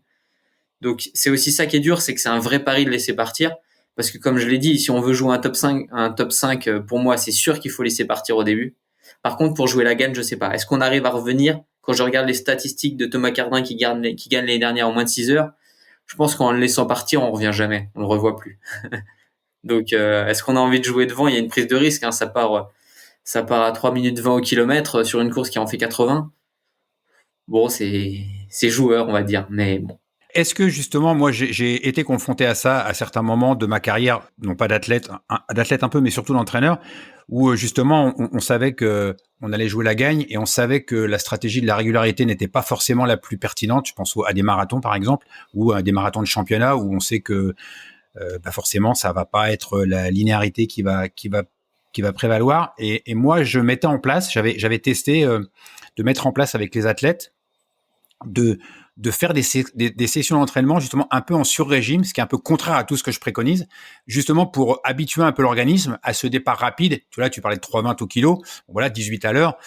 Si c'est pas forcément la vitesse optimale pour toi, parce que toi tu penses qu'à 17,5 ce serait mieux, mais qu'à 17,5 tu vas pas avoir le premier. Donc faire des sessions à 18, 18,5 pour que on puisse entre guillemets absorber, tamponner, mieux assimiler ce départ rapide, sachant qu'à un moment ou un autre, ça va se regarder un peu, ça va pas courir à fond tout le temps. Est-ce que c'est quelque chose que toi, tu aurais envisagé de faire, que tu as déjà envisagé de faire? Alors là, bien sûr, on s'adresse pas du tout au grand public parce que ça les intéresse pas, ce genre de stratégie, mais est-ce que moi, ça m'intéresse de le savoir? Est-ce que tu penses que c'est quelque chose que tu pourras envisager dans l'entraînement ou que tu as déjà d'ailleurs envisagé de faire pour mieux appréhender ce début de course un peu particulier? Bah oui, non, mais c'est très bonne remarque. C'est vrai que moi, je garde quand même un fond de vitesse, hein. Même dans la préparation 100 km, je faisais encore des allures. Alors l'allure marathon qui est quand même assez vite, assez rapide par rapport à l'allure 100 km. Donc déjà allure marathon, c'est déjà une allure rapide, hein. Moi le marathon ça va être 3,15 au kilo. Je pense pas on fera peut-être premier kilomètre en 3,15, mais ce qui met assez bien en confiance quand on sait qu'on peut tenir 40 bornes à 3,15, même si bon on aura l'équipement de trail, on n'aura pas les mêmes chaussures, peut-être que ça sera vallonné, mais ça met assez bien en confiance de savoir que certes c'est un départ rapide, mais c'est une allure qu'on maîtrise et qu'on a déjà tenue sur 30, 40 km, même si on sait qu'on s'en prend 80. Ça, on se dit que c'est des allures qui nous entament moins que si quelqu'un a moins l'habitude de partir à cette allure. Donc c'est une certitude que le début de course, il faut le gérer, il faut être entraîné. Sinon, le corps comprend pas et ça nous use 2 fois plus. Et en fait, le mur, on se le prend très très tôt, quoi. C'est logique. Donc, moi, ce que je retiens de ta réponse, c'est oui, continuons de travailler sur des distances plus courtes parce que ça apporte une certaine forme de confort pour des allures plus rapides. Et peut-être que pour ceux qui nous écoutent, varier les distances, ça vous sera utile, même si vous visez de faire du long, hein. C'est ce que tu as déjà dit. Tout à fait, ouais. Et je suis complètement d'accord avec tout ça. On a beaucoup parlé de tes qualités, de tes points forts, enfin de la manière dont tu t'entraînais. Si tu devais vraiment mettre le focus sur, je te dis ça parce que moi on me posait la question et je trouvais intéressant d'y répondre. Est-ce que tu pourrais expliquer de manière générale dans ton entraînement quelle est ta qualité, enfin ton point fort, c'est quoi ton point fort, c'est quoi ton point faible et comment tu abordes ton point fort et ton point faible? Ouais, bonne question, pas facile, mais mon point fort, je pense que ça se joue dans les préparations. C'est que je suis assez fort pour déterminer quels sont les points clés d'une course, qu'est-ce qui fait qu'on est mieux préparé que nos concurrents.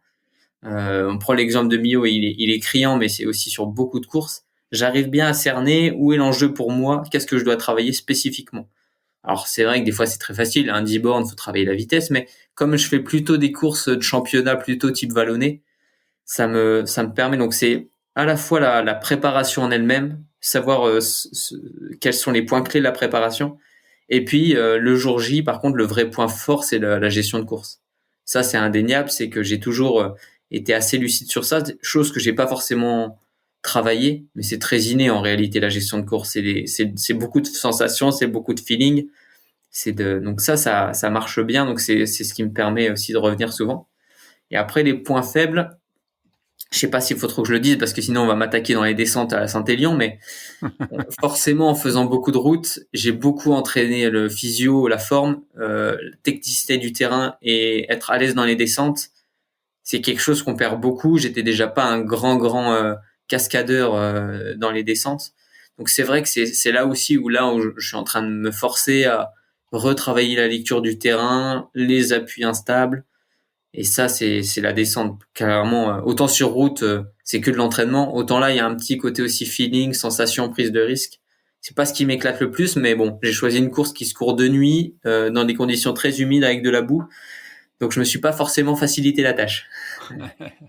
Mais c'est ça qui est excitant. Ah bah, exactement. C'est pour ça que j'y vais. Et puis, si je me casse les dents, je serais très content de me casser les dents parce que je vais apprendre un autre truc pour la saison d'après. Si ça marche, je serais très content parce que ça a marché. C'est un apprentissage permanent à Saint-Élion de toute façon. Point fort, point faible, tu les as analysés. Est-ce que tu vas travailler tes points forts, tes points faibles, les deux, plutôt l'un, plutôt l'autre? Comment tu fonctionnes par rapport à ça et quelle influence ça a dans ton entraînement? Ben, de toute façon, un point faible, ça deviendra jamais un point fort. Donc ça, je me suis déjà fait à l'idée.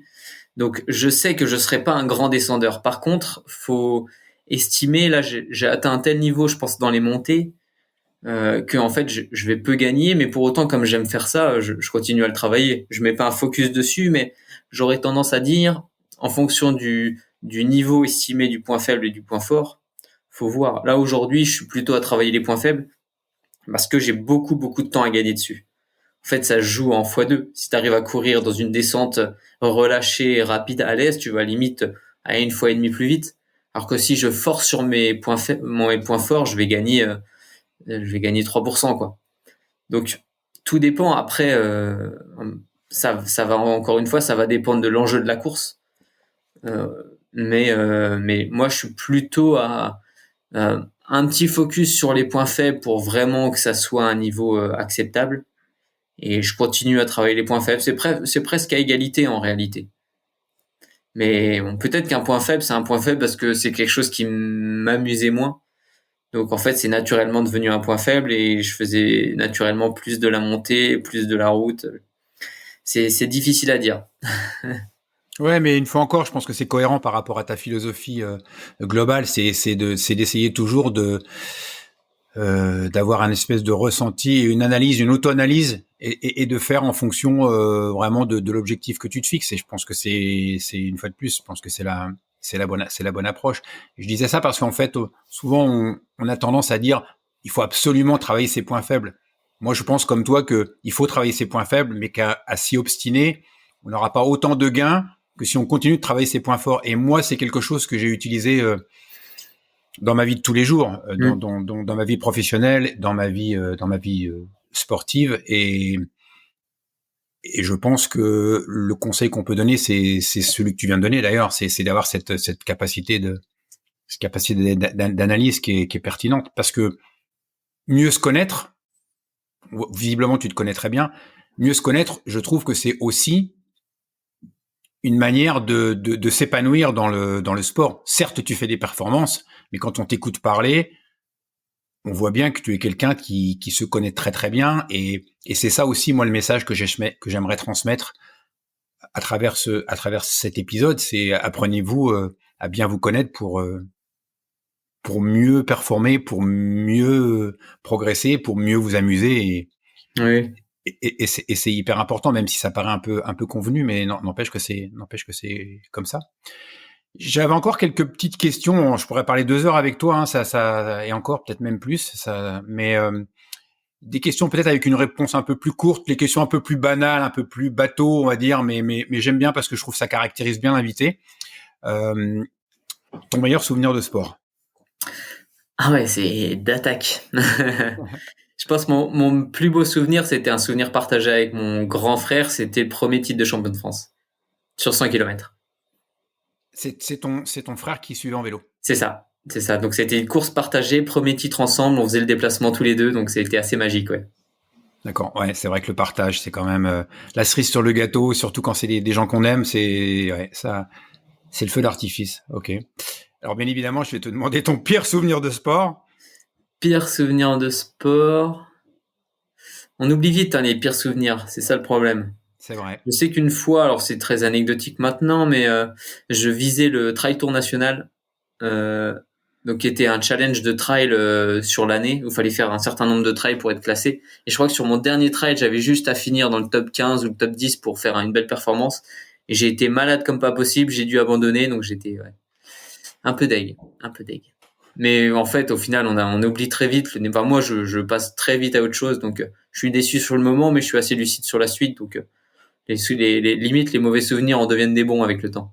Ouais, c'est vrai, c'est vrai, c'est vrai. Le cerveau, tu disais, moi je trouve que le cerveau est bien fait. On a tendance à vite oublier ce qui nous semble être les pires souvenirs, et c'est très bien comme ça. Ta plus belle performance? Mio, je suis assez fier quand même. Ouais. Parce que c'est le côté avoir programmé, avoir envisagé ça et de faire encore mieux que ce qu'on avait imaginé. C'est pas souvent, donc c'est agréable quand ça arrive. Ouais. Et la plus belle performance d'un autre sportif? Celle Oh. qui, voilà, celle qui, ouais, que Ouais. tu trouves vraiment. Moi, je pense que c'est Vincent Bouillard à l'UTMB. Il nous a bien fait vibrer quand il a gagné il y a 2 ans. Il était très peu connu du grand public et il bat tous les cadors de la course devant la moitié de la course. Donc c'était assez incroyable parce que ça laisse très rêveur en se disant lui travaillant à temps plein, il gagne la course la plus prestigieuse de trail du monde. Donc ça donnait des idées, on va dire. Ouais, enfin, moi, de l'extérieur comme ça, en tant que spectateur, je suis pas un fou de trail. Je connais pas forcément très bien le trail. C'est pas ce qui me passionne le plus, même si c'est passionnant quand même. Il y a beaucoup d'analogies, je trouve, entre toi et Vincent. Enfin, ce côté un peu, voilà, je vais travailler. Bon, pas je vais travailler le lundi, peut-être pour Vincent, j'en sais rien, mais ce Si, côté, presque. je suis pas professionnel.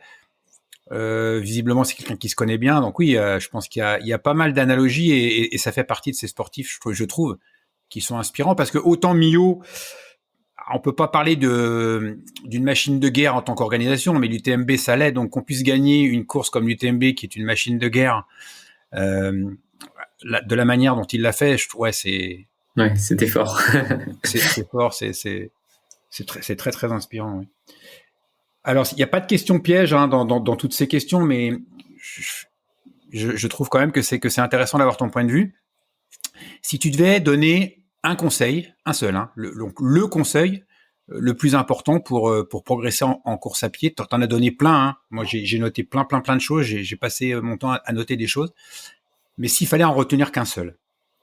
Je dirais progressivité, mais ça me paraît trop bateau. C'est pas évident. C'est pas évident parce que c'est multifactoriel la course. Parce que si tu prends un conseil et que tu le tires à fond, ça devient presque un piège. Donc c'est une activité qui est à la fois très simple et à la fois complexe si on veut bien faire les choses. Donc j'aurais tendance à dire de courir, hein, tout simplement.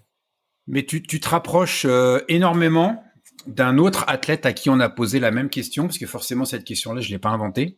Jimmy Gressier qui disait pratiquement ce que tu viens de dire, c'est-à-dire il a employé effectivement le terme de progressivité en disant ne courez pas 10 km d'un coup, allez-y progressivement. Et donc finalement, tu vois, et courez régulièrement. Donc Ouais, c'est ça. finalement, ça se rejoint. Et je trouve que ouais, effectivement, comme tu le dis, c'est un conseil un peu basique, mais n'empêche que la progressivité, ne pas vouloir brûler les étapes, écouter son corps qui a des capacités d'adaptation exceptionnelles, tu l'as dit, c'est un conseil simple, mais c'est un conseil qui est très efficace. Alors, moi, on m'a souvent posé cette question. Je pense qu'on la pose à tout le monde, ou beaucoup de gens, peut-être même de ton entourage. Et c'est une question qui au début me posait problème. Maintenant, j'ai plus ce problème-là parce qu'à force, j'ai réfléchi et j'y trouve la réponse. Il n'y a pas de piège non plus, mais pourquoi tu cours? Ouais. Mais c'est curieux que tu poses la question parce que généralement, c'est plutôt les non-coureurs qui posent la question. Aussi, Parce ouais, c'est que vrai. quand tu as couru ou quand tu cours, en fait, tu sais, soit tu sais la réponse, soit tu sais qu'il n'y a pas de réponse. Donc, c'est toujours difficile. Après, il y a plusieurs choses. Il y a le côté, enfin, plaisir personnel que ça dégage. Le côté, tu vas courir. Pour tous ceux qui ont déjà couru une fois dans leur vie ou qui ont déjà fait une séance de sport un peu intense, la plénitude que ça dégage après, elle est dans le corps, elle est chimique, c'est assez magique. Après, pourquoi je cours autant? Il y a un côté, moi j'ai un peu la personnalité à faire les choses à fond et ça me plaît assez bien l'idée de me poser la question, de trouver la réponse à la question jusqu'où je peux aller.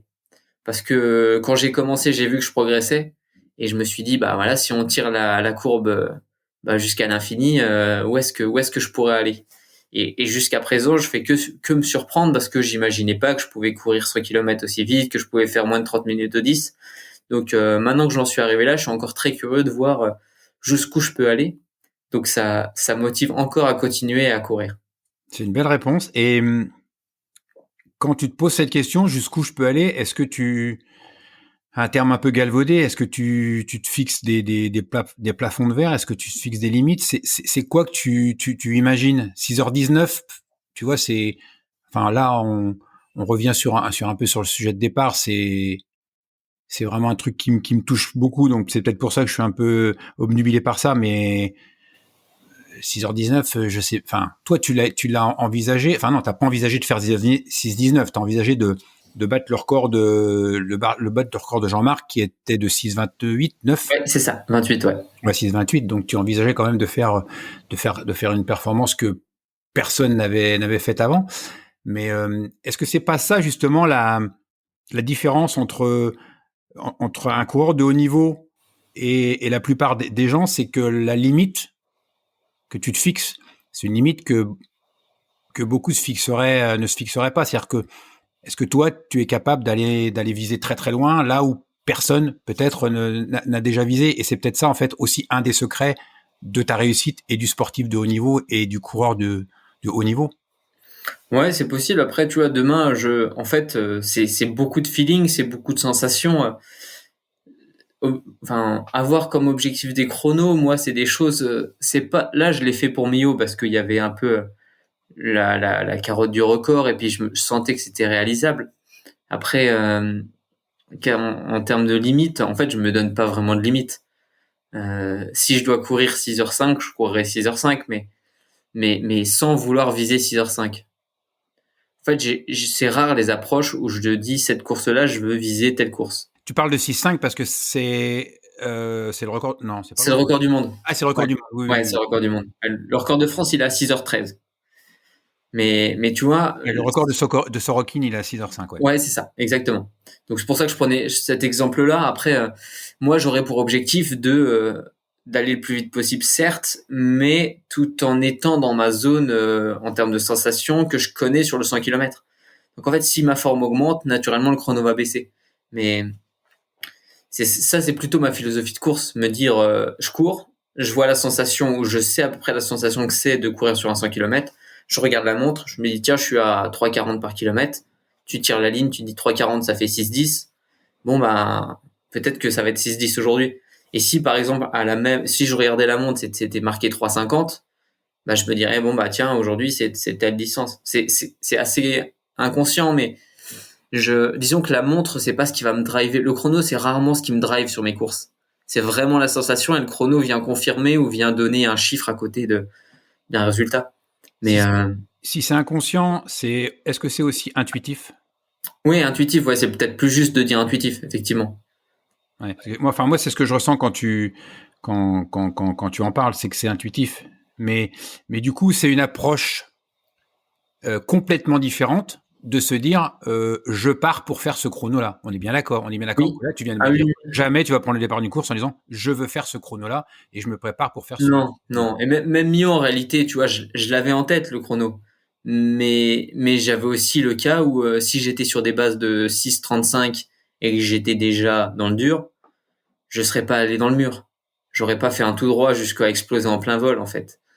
Donc, le chrono, c'est pour donner des ordres d'idées. Là, dire que je voulais battre le record, c'était un petit peu pour me donner l'objectif de l'entraînement, disons, c'était ça que je visais. Mais sur la ligne de départ, je m'étais dit, je pars à l'allure sur un kilomètre. Et mon corps et ma sensation me dira qu'est-ce que c'est l'allure 100 km, quoi. Parce que ton chrono, excuse-moi, j'ai pas bien bossé mes fiches. Ton chrono avant Millau, donc c'était Avant Millau, forcément un temps borne plat. c'était 6,29. Ah, quand même, ok. Ouais, 6,29. D'accord. Ok.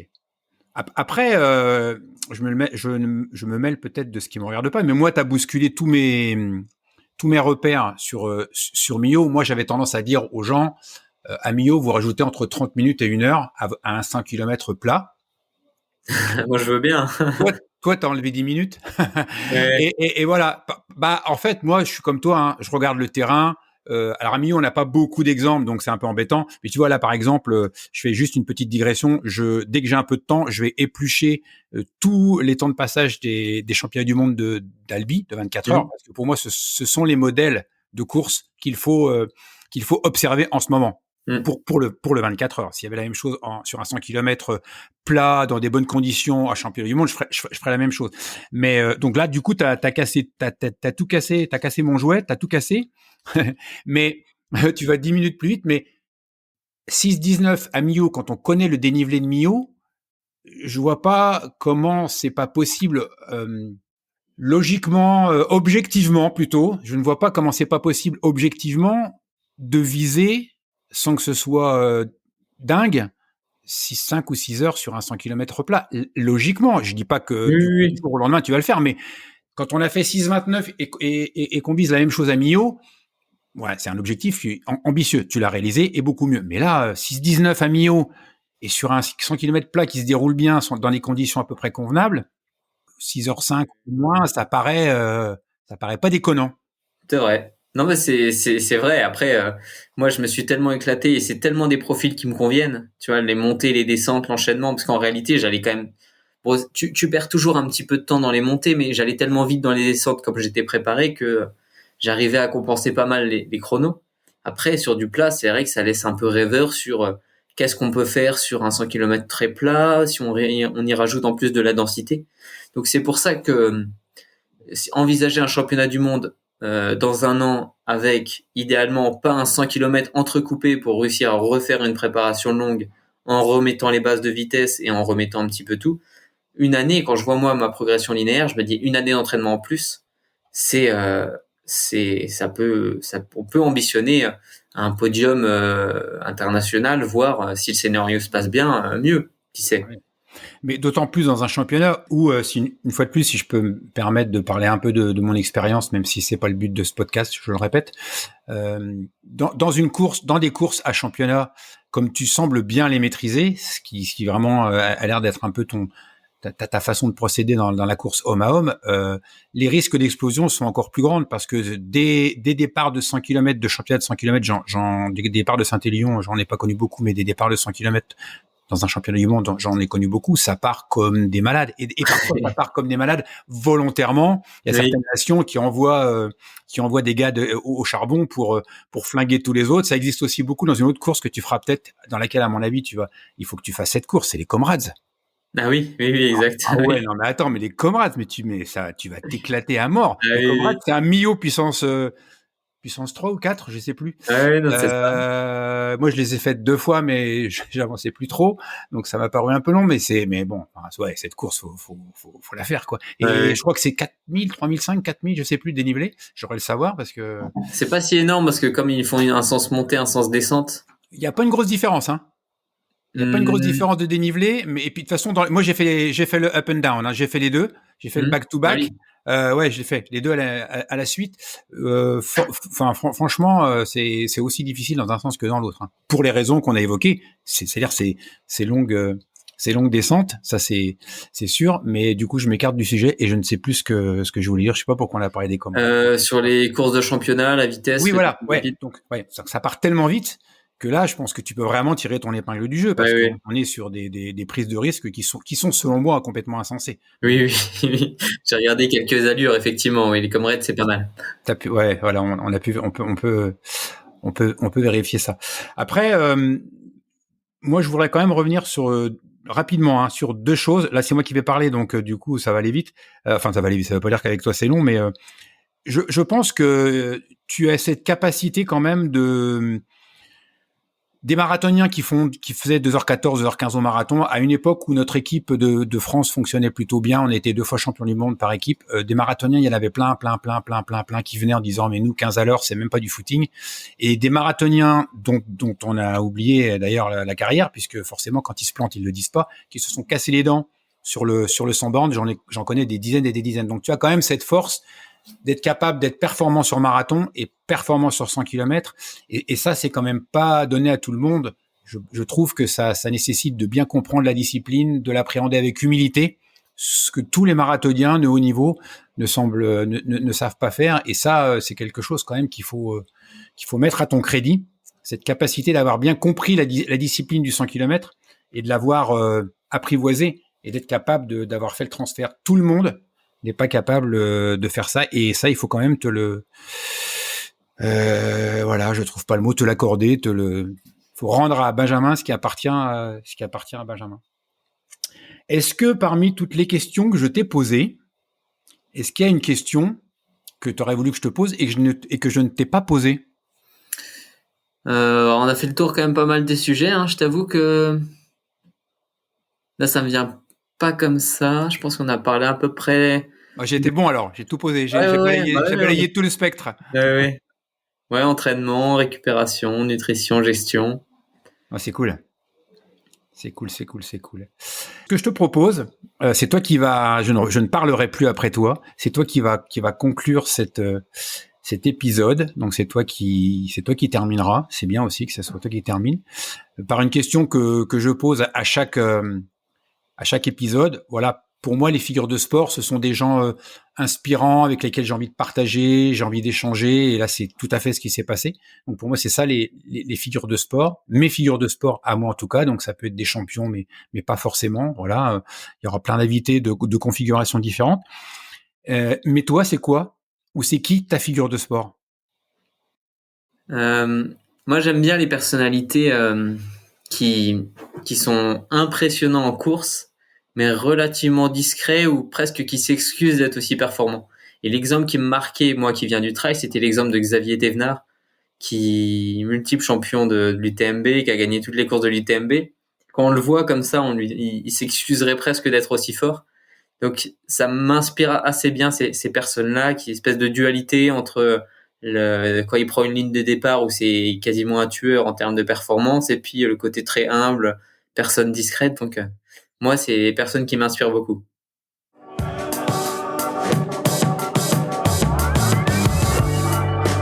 Je souhaite et j'espère que cet épisode vous a plu. Je vous remercie par avance si vous me le faites savoir de la manière qui sera la plus pratique et la plus appropriée pour vous. Merci pour votre soutien. Il est important car ce podcast est porté par des énergies bénévoles. On se retrouve très rapidement pour un nouvel épisode de Figures de sport, à la rencontre de personnes toujours aussi intéressantes et toujours plus inspirantes. À très bientôt.